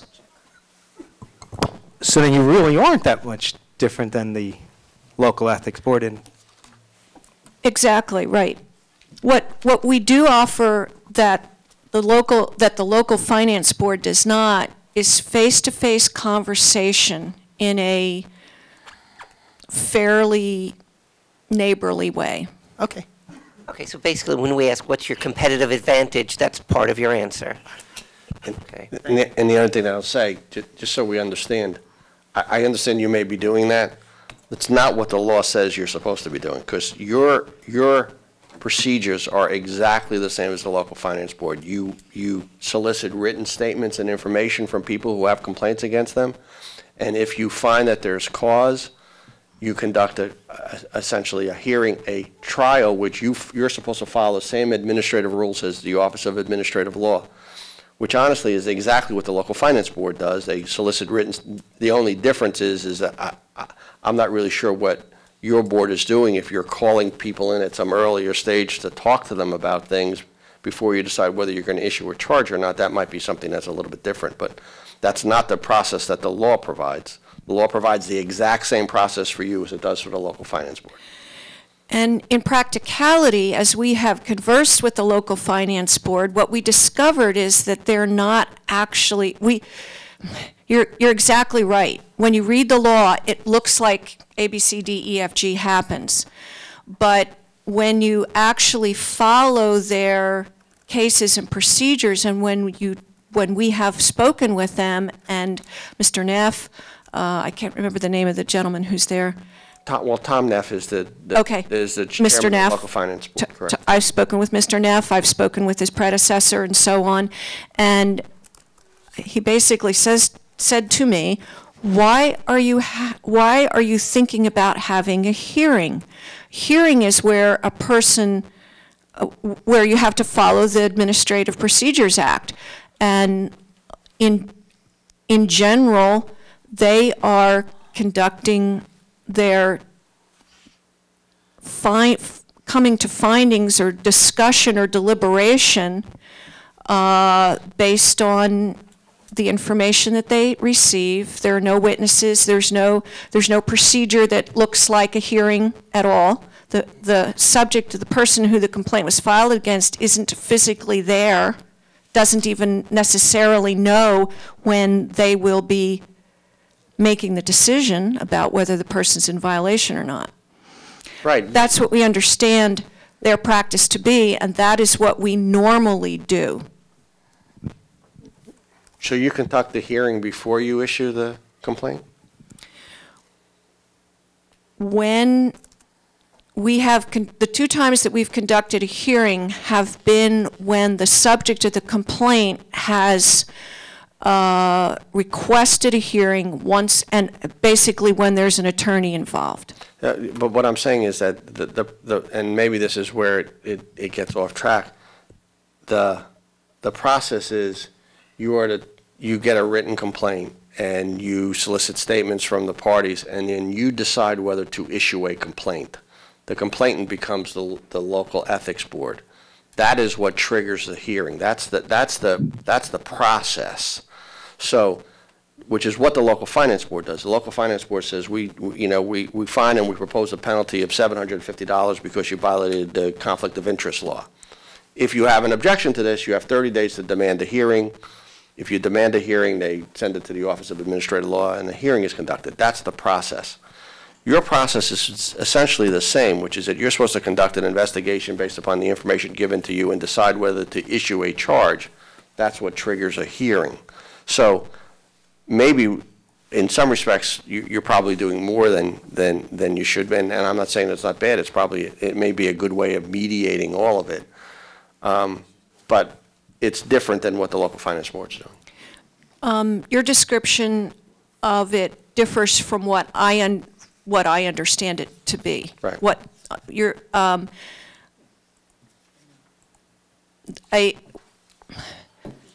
we don't actually issue a charge.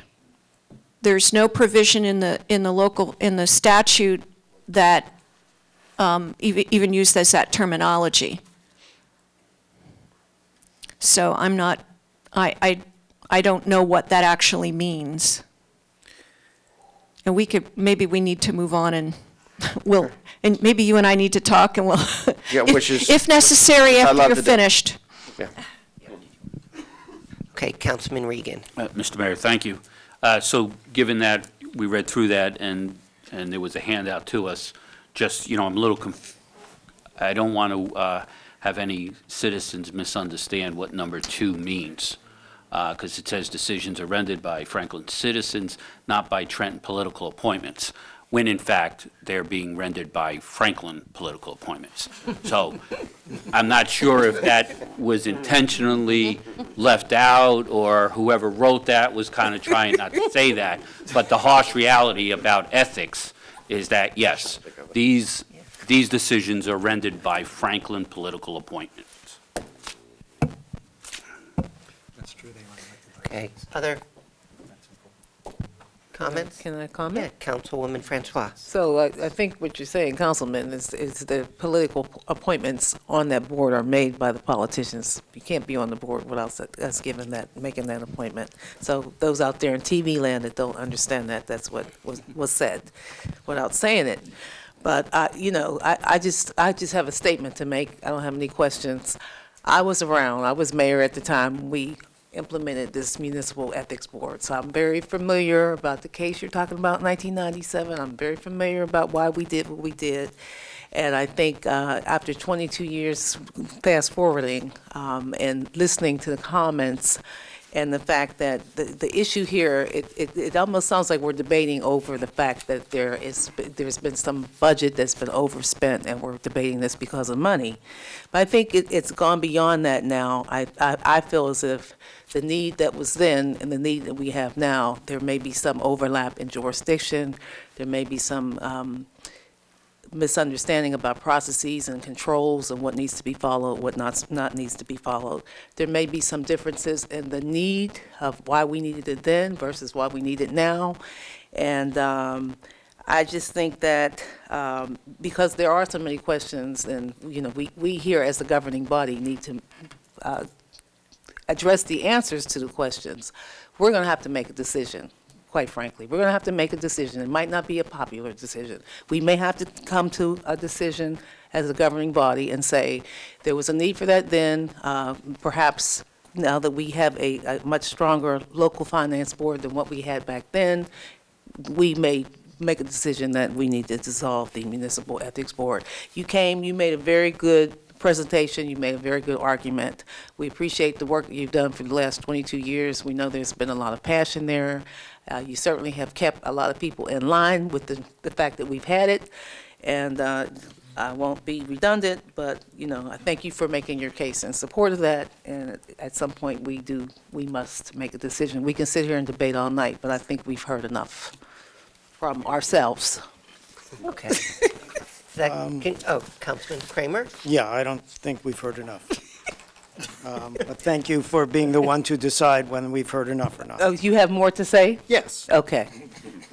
So when it comes to the idea of the budget, I do think we need to know that in 22 years, they've spent, what, $17,000?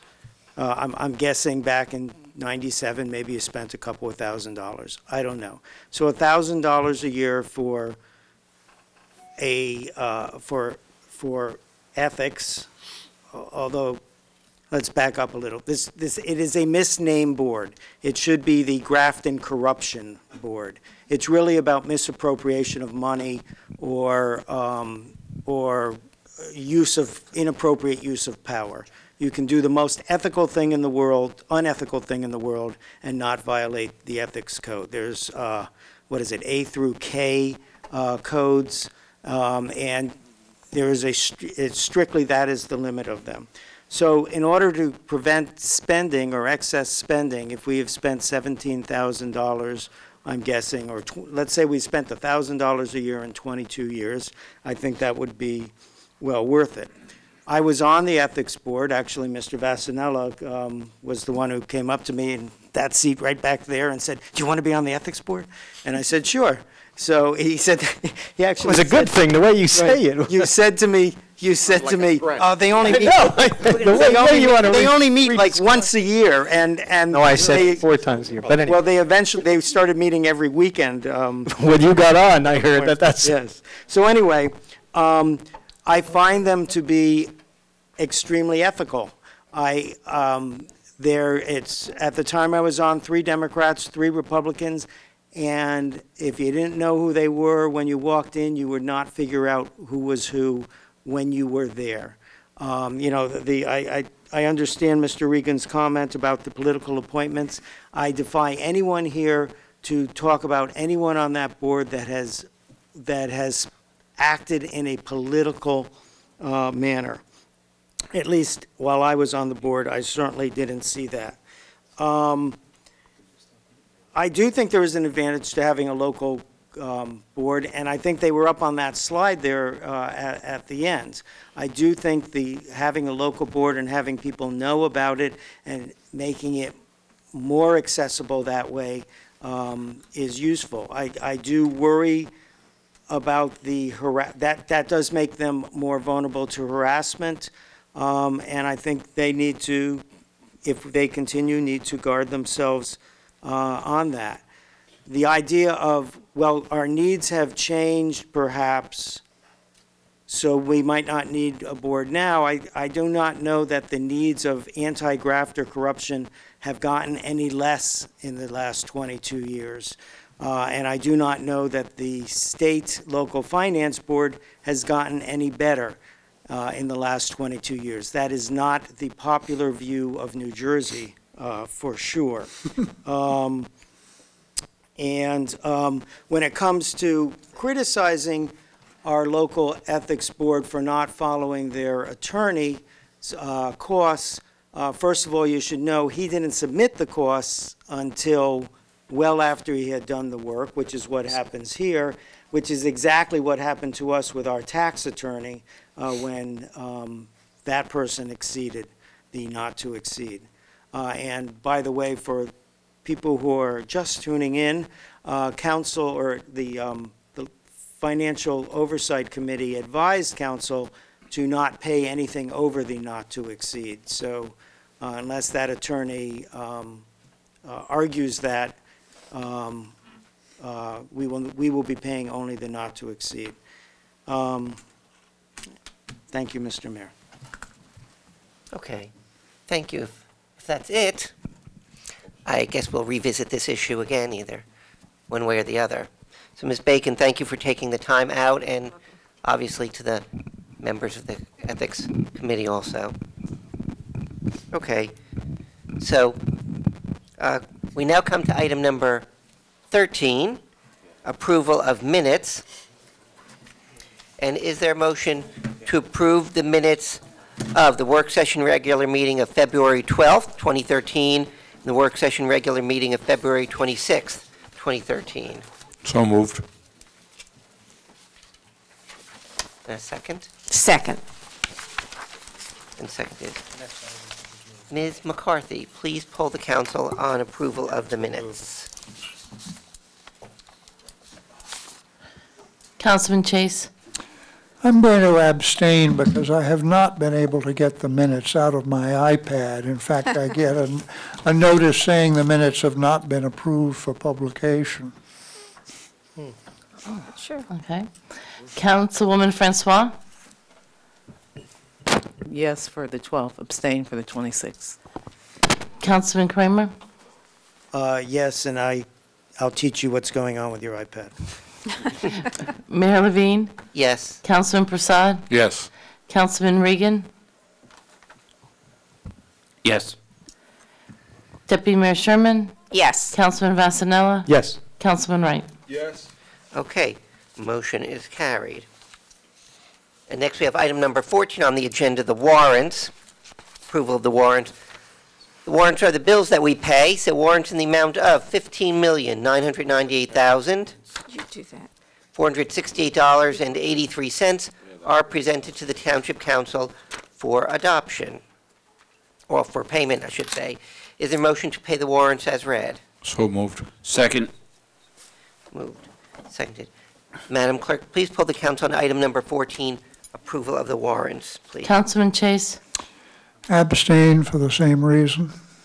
Councilwoman Francois? Yes. Councilman Kramer? Yes. Mayor Levine? Yes. Councilman Prasad? Yes. Councilman Regan? Yes. Deputy Mayor Sherman? Yes. Councilman Vasanella? Yes. Councilman Wright? Okay, motion is carried. And next we have item number 15, ordinance hearings. Usually an ordinance goes into law after 2 votes. It's voted on once, and then usually generally the next meeting or 2, it's voted on a second time. At that second meeting, there's a hearing where anyone can speak on the ordinance from the public. And after that hearing, we have a second vote, and if it passes the second time, it goes into law. We do not have any items for second reading, therefore no public hearings. So go to item number 16, for which we have two, which is ordinances on introduction and first reading. The first is 16A on the agenda, ordinance 4013-13, an ordinance amending the municipal code of the Township of Franklin, County of Somerset, State of New Jersey, more particularly Chapter 5, Administration of Government, Article 2, Executive and Legislative, Article 3, Revenue and Finance, and the addition of two new articles, Article 7, Department of Information Technology, and Article 12, Municipal Court. And as I understand, this was approved, came through Administration Committee. It's an internal restructuring of the town, whereby, for the most part, the IT department and municipal court are being removed from being under the Revenue and Finance Department. They will report to the township manager directly. The IT person, whomever that will be, once it's put together, will be a department head, and it's also creating a new human resources officer. The foregoing ordinance is presented to the Township Council for adoption on first reading, posting, publication in accordance with law, and public hearing and final adoption on Wednesday, March 27th, 2013, at 7 o'clock p.m. here at the Municipal Complex. Is there a motion to introduce? So moved. Seconded. Moved and seconded. Madam Clerk, Mr. please. Mayor. Oh, pardon me, Councilman Kramer. So the township manager in the budget has indicated that he doesn't want a, that he wants a special projects manager and not an assistant manager. It's just almost by coincidence, this ordinance that comes before us has has a portion in which basically provides for an assistant township manager. Since we're changing that, I think we should take it out of the ordinance. And when I do that, one might argue, well, but what if we want to put one back? When I do these things, I often think about, I'm interested in the structure of government and often I often ignore the current personalities. We have a wonderful council, we have a wonderful manager, no one's going to try to sneak anything through, but I want to create a structure for that time when maybe those things aren't true. And if we're not going to have an assistant manager, I'd like to take that out of there, perhaps put in the special projects person, and that way, if it ever comes that we want to change that, then that's something that council will have to say, okay, yes, we do want an assistant manager, rather than the manager just going ahead and hiring someone. Because if it's here, unless we change the ordinance, the manager, or a different manager, not this one, could go ahead and hire an assistant manager at any time. So I would like to change the ordinance to strike the assistant manager, and I would like to put in the special projects officer or special projects manager instead. Oh, it is, I'm sorry, it is there, right. I got it. But just take out the assistant manager. And then as an aside, when we were looking at the budget last night, the budget had room for the assistant manager and not the special projects manager. And what I would think, I would like to say that in the budget, we should budget for the projects manager. And I heard some kind of range of 50 to 70,000. We hired Mr. Vornlocker, who was extremely qualified, having known this town for 27 years, at 60,000, that our range be 50 to 60,000 for that. So that's a suggestion that maybe we can talk about on Thursday, but we don't have to debate that. But to the point tonight, I would like to take out the assistant Is that township a, manager clause. I'm sorry, Mayor, is that a motion, Councilman? I didn't, Yeah, so I'd like to amend the motion to strike Article 15-13, 5-13. Does that need a second? So, Paragraph. What would you call it? Take the assistant township Section. manager out. The section 5-13, assistant manager. And that, as I understand it, is going to necessitate combing through other ordinances that refer to the assistant manager. It does. In fact, it requires the amendment of the description of township manager, as you see if you read through that, where the assistant township manager is referenced at least once in that description.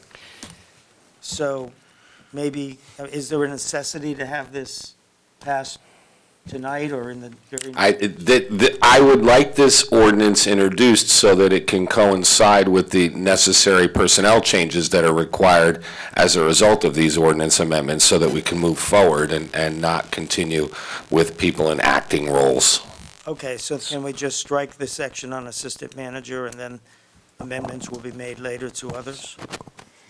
Well, that's my motion. That's my okay. motion. Does it make more sense Mr. that, Raynaud? rather than do that and leave the code in a state where you have reference to a position that doesn't exist, that we just pass this ordinance as it is and take up the issue of deleting, there's a number of ordinances. You have a salary ordinance, Okay. salary for it. Yeah, I mean, there's a lot of ordinances that would have to be Okay, amended. gonna be that's affected. a Do better what? way to do it. So Could you I'll withdraw my amendment to the motion, but I am personally asking that we amend all our code book to remove the assistant township manager position. So, Okay, Councilman. I don't know if it Varela. had second, but I had a question for clarification from our attorney. Yes, sir. Go ahead. This isn't a comment about being for or against the direction Councilman Kramer is suggesting, but an assistant manager, I believe there's certain union or non-union statuses and certain accessibility by way of Faulkner that goes with an assistant manager, or there may be, and that may be different with a special projects coordinator or chief of staff. And again, I don't have right now an absolute opinion as to which to include. But if there is any differences, could you please specifically describe them now? In other words, an assistant manager cannot be a union employee, can be. Assistant manager has certain access to them where they may not to a special projects coordinator. That's my interest, to understand the technical aspects of the position. By the way we label them, how they'll affect us down the road. Well, right now, your assistant manager is not a union position, and I presume that it's not and is not considered to be a union position because it is tied to your human resources function, and therefore it would not be, it's a confidential employee and would not be. The question, the question remains after this. I mean, one of the reasons for having an assistant manager is it's probably a position that does not become unionized because it assists the township manager in union negotiations, which is the standard as to whether or not a position is confidential or not. So, I mean, there are advantages to have somebody having that title. A special projects manager, may fall in a different category.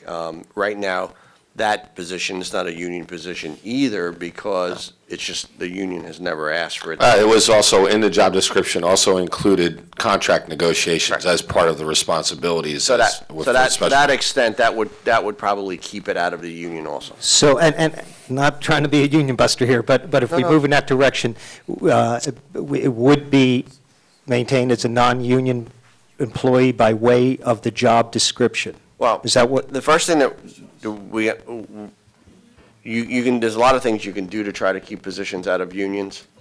PERC has, over the years, limited your ability to do that. And I don't want to, I can't guarantee you now any of these positions, including the assistant manager's position, might not, remember, your directors are in a union here. So, it's not unusual for PERC in this form of government to determine that other than a few confidential employees, human resources, the chief financial officer, that everybody other than the township manager is subject to being unionized. So the answer is that none of this has to do with whether or not they're in a union or not in a union. And there's nothing you can do to structure your ordinance to make them not in a union or in a union. Yeah, okay, and just like Councilman Kramer stated, this isn't directed specifically at any past present employees, just looking forward to make sure the structure, I believe he said this wants the proper structure. So this is a little new territory. But real quick, is there anything then with the Faulkner law as far as accessibility that has to do, that is relevant to a particular title? I'm not trying to split hairs here. I've just seen it come back to bite us in the you-know-what. What do you mean by accessibility? Well, I believe, we're supposed to work through the manager, of course. For all the acting manager. Sometimes we work directly with or haven't, I don't say directly, Well, but the with the Faulkner assistant Act- manager, if there was projects that she or they would. Yes, except that the Faulkner Act says that you Okay. are to deal with all employees of the township through the manager. Okay. So your accessibility to the assistant township manager is because that's the manner in which the township manager operates. But technically, the township manager could say, if you want to talk to any employee, you have to go through me. This has nothing to do with the Faulkner Act. Okay, That's thank you for pretty clear. clarifying. You're welcome. Mr. Mayor? Yes, Councilman Regan. So, because I really am not interested in rewriting the ordinances, I'm wondering if a way to accomplish Councilman Kramer's goal is to add a statement that says the township manager may either have a assistant manager or a special projects. That way, nothing has to be deleted from ordinances, and the township manager's ability is left to his or her choice to have one or the other. Well, and then Oh. to, Councilman Kramer? and then to kind of complete it, that he can assign duties to the special project manager, duties of the deputy, assistant manager to the special projects manager as he sees fit. That way, you don't even have to change any of it as far as the way your section refers to the other one. That's a very good idea. Okay, And both. If I both could just add descriptions- something here, since I have some familiarity with the wording of the ordinance. The Walker. description currently in our ordinance describing the position of assistant manager and special projects manager are identical except for one part. The one part that they are not identical is the assistant township manager assumes the responsibilities of the township manager in his absence. That is the only difference between the two positions currently as far as the description is concerned. So simply, But that was the particular thing that I was thinking about. So when you Right. leave, what would you do? when I leave, When you leave for Like you're on well, vacation or, absolutely. What it also states is that the manager may appoint an administrative officer other than the assistant manager to run the town in his absence. That's in the description for my position. So then I think Mr. Regan's idea is perfect. Here we go. the. And having a perfect idea only happens not too often, so I should just leave now because I'm done. Leave on a high note. On the item in front of us, the descriptions are fairly generic of the two on here. Those are the ordinance descriptions. Obviously, there are job descriptions that go into far greater detail. Okay, so and further in, oh, pardon me, go ahead. Honestly, maybe the There we simple go. way to do it would be just to amend the salary ordinance and take the salary out for assistant township manager. Make it zero. Right. The salary ordinance is scheduled to be on your agenda in probably the second meeting of April, because once we get through the budget, we'll be able to make the necessary changes in the salary ordinance. So at that time, we can certainly remove the position of assistant township manager from the salary ordinance.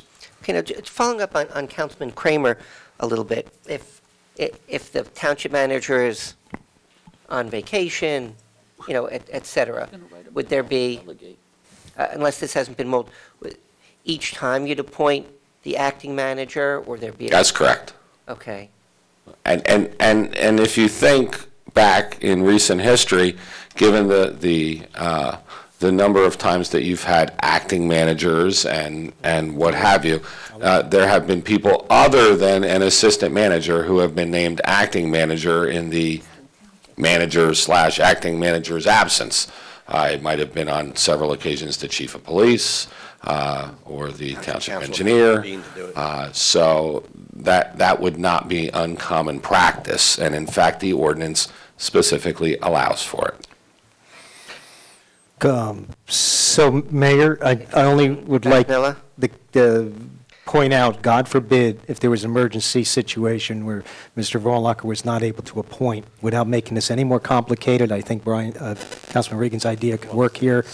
Could we put a line in there which automatically... You don't have to. The ordinance also allows for council to appoint an administrative officer in the event that the manager becomes disabled. But I know that. I'm saying, okay, that we have to have a council meeting, et cetera. I just thought throwing a line in that if for any reason it would just automatically go to somebody would be a good oversight, but if all else fails, it becomes Alexander Haig's responsibility.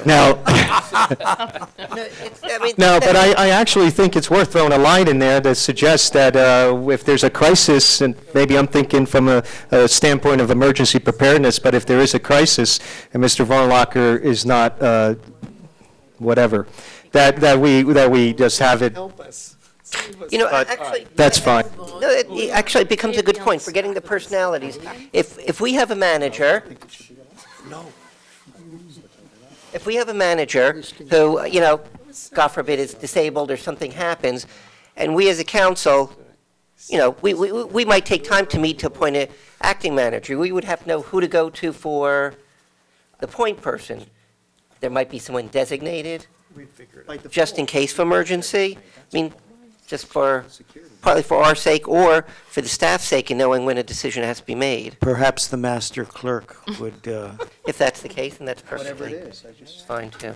Okay, or those details could be worked out. I don't understand that right now. Mayor, I'm not quite sure. What was your question? And I'll try to answer it. Okay, if the manager becomes disabled. If I should become disabled in a coma and not be able to respond, yes. Yes, and obviously, it would take us a while to meet if we were going to appoint someone. There's got to be some point person to whom we would go, or the staff. Currently, the ordinance, I mean, and it has not changed in recent history, the ordinance states that now, only that if in the event that the manager becomes disabled and cannot perform his functions, that the council has the ability to name an administrative officer to replace him in his or her disability.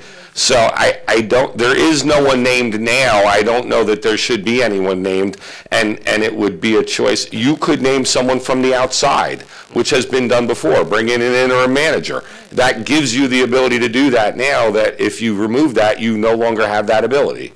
The only change that was recommended was just simply to move the IT department and the municipal court out of revenue and finance, and to move the IT department to department head level, and to create an HR officer. That's what this ordinance amends. It doesn't change anything else. I withdraw my amendment.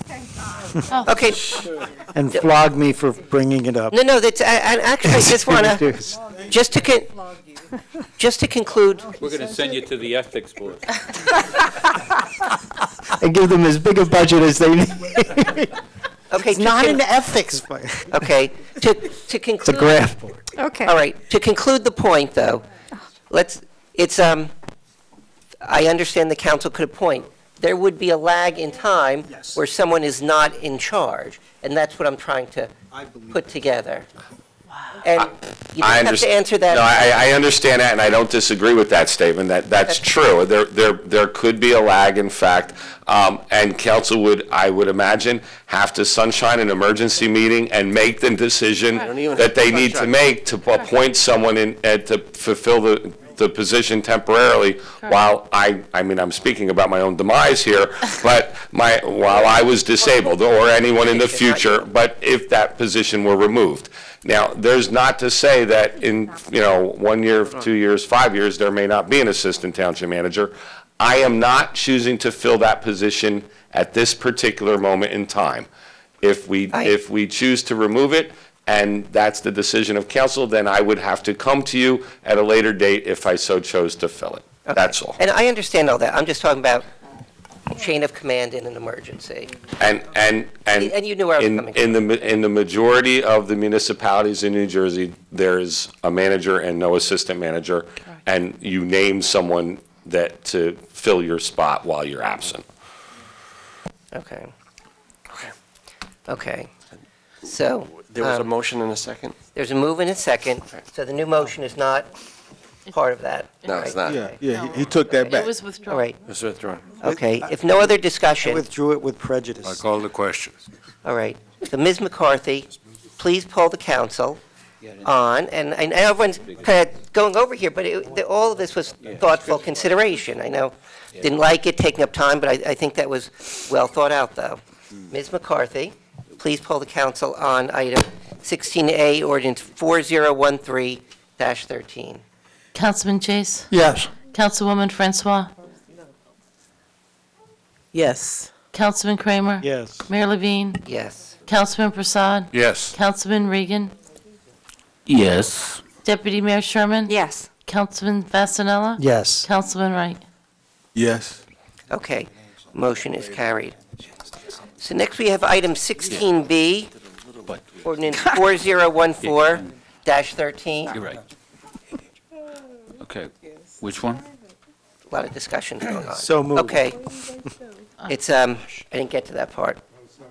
An ordinance authorizing the lease of certain premises owned by the Township of Franklin in the County of Somerset, State of New Jersey, to the Franklin Township Little League for utilization as Little League Baseball Complex. This continues our policy of leasing our land, our field, to the Little League in town for $1 a year. The foregoing ordinance is presented to the Township Council for adoption on first reading, posting, publication in accordance with law, and public hearing and final adoption on Wednesday, March 27th, 2013, at 7:00 p.m. here at the Municipal Complex.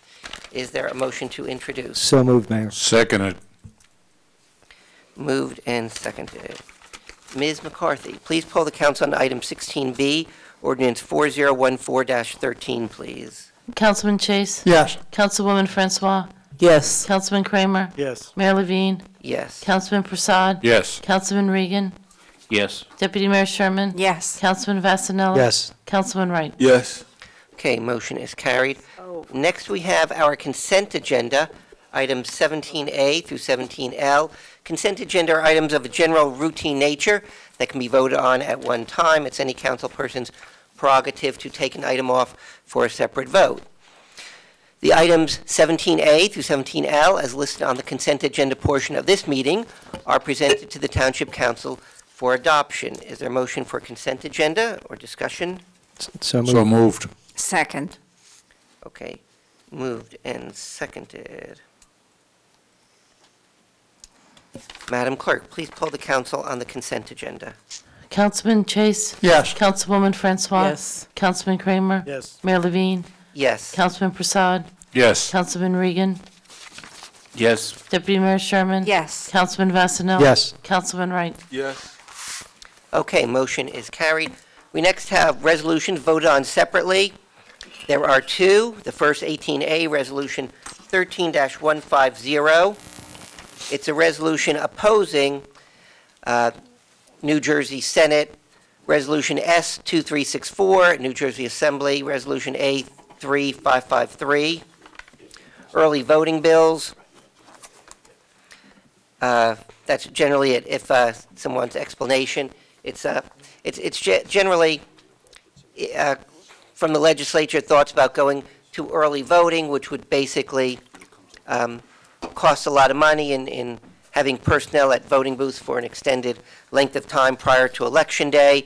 And a reason for opposing it, some people feel that now that there can be universal mail-in ballots, and certainly Election Day, the need for that and the extra expense isn't warranted.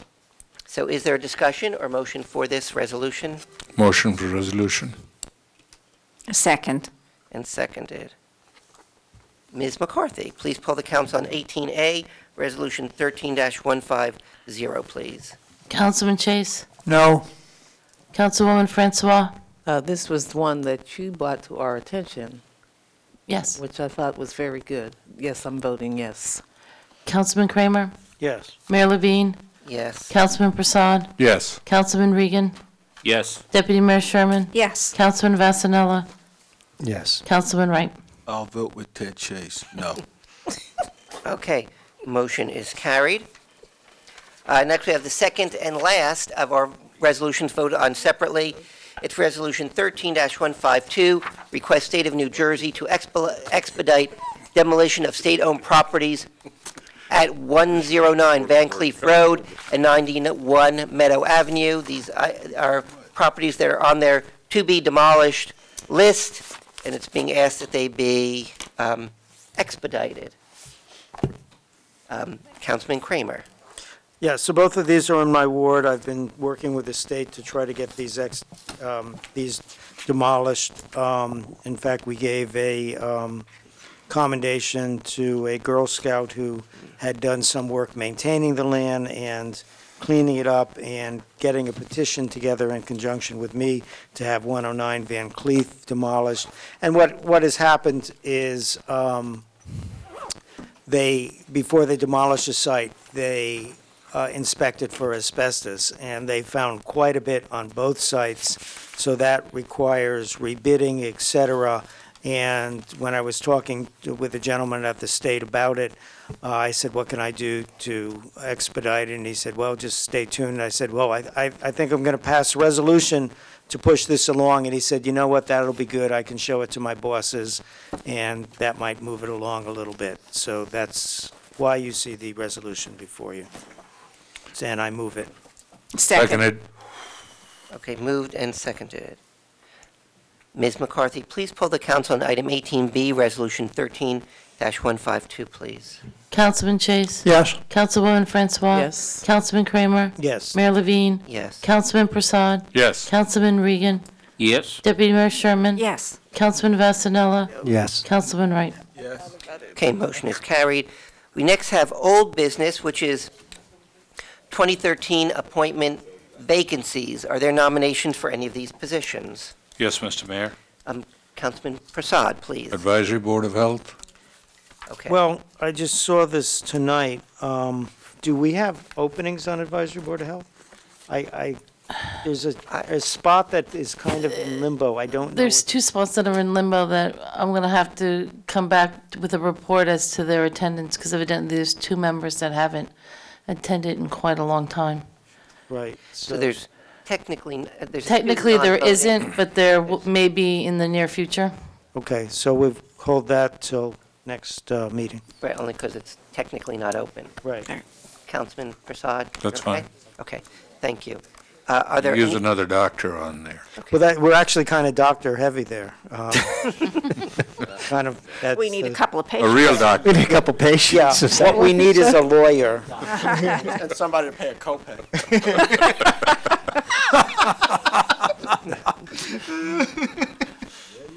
Okay. We need a real doctor. Okay, no, I won't go there. Yeah. Okay, are there nominations for any of these other positions? If not, number 20 is our executive session, of which we do not have one this evening, which leads us to item number 21, adjournment. Is there a motion to adjourn? Motion to adjourn. Seconded. Moved and seconded. All in favor? Aye. Opposed? Abstained? We are adjourned. Happy Good St. night.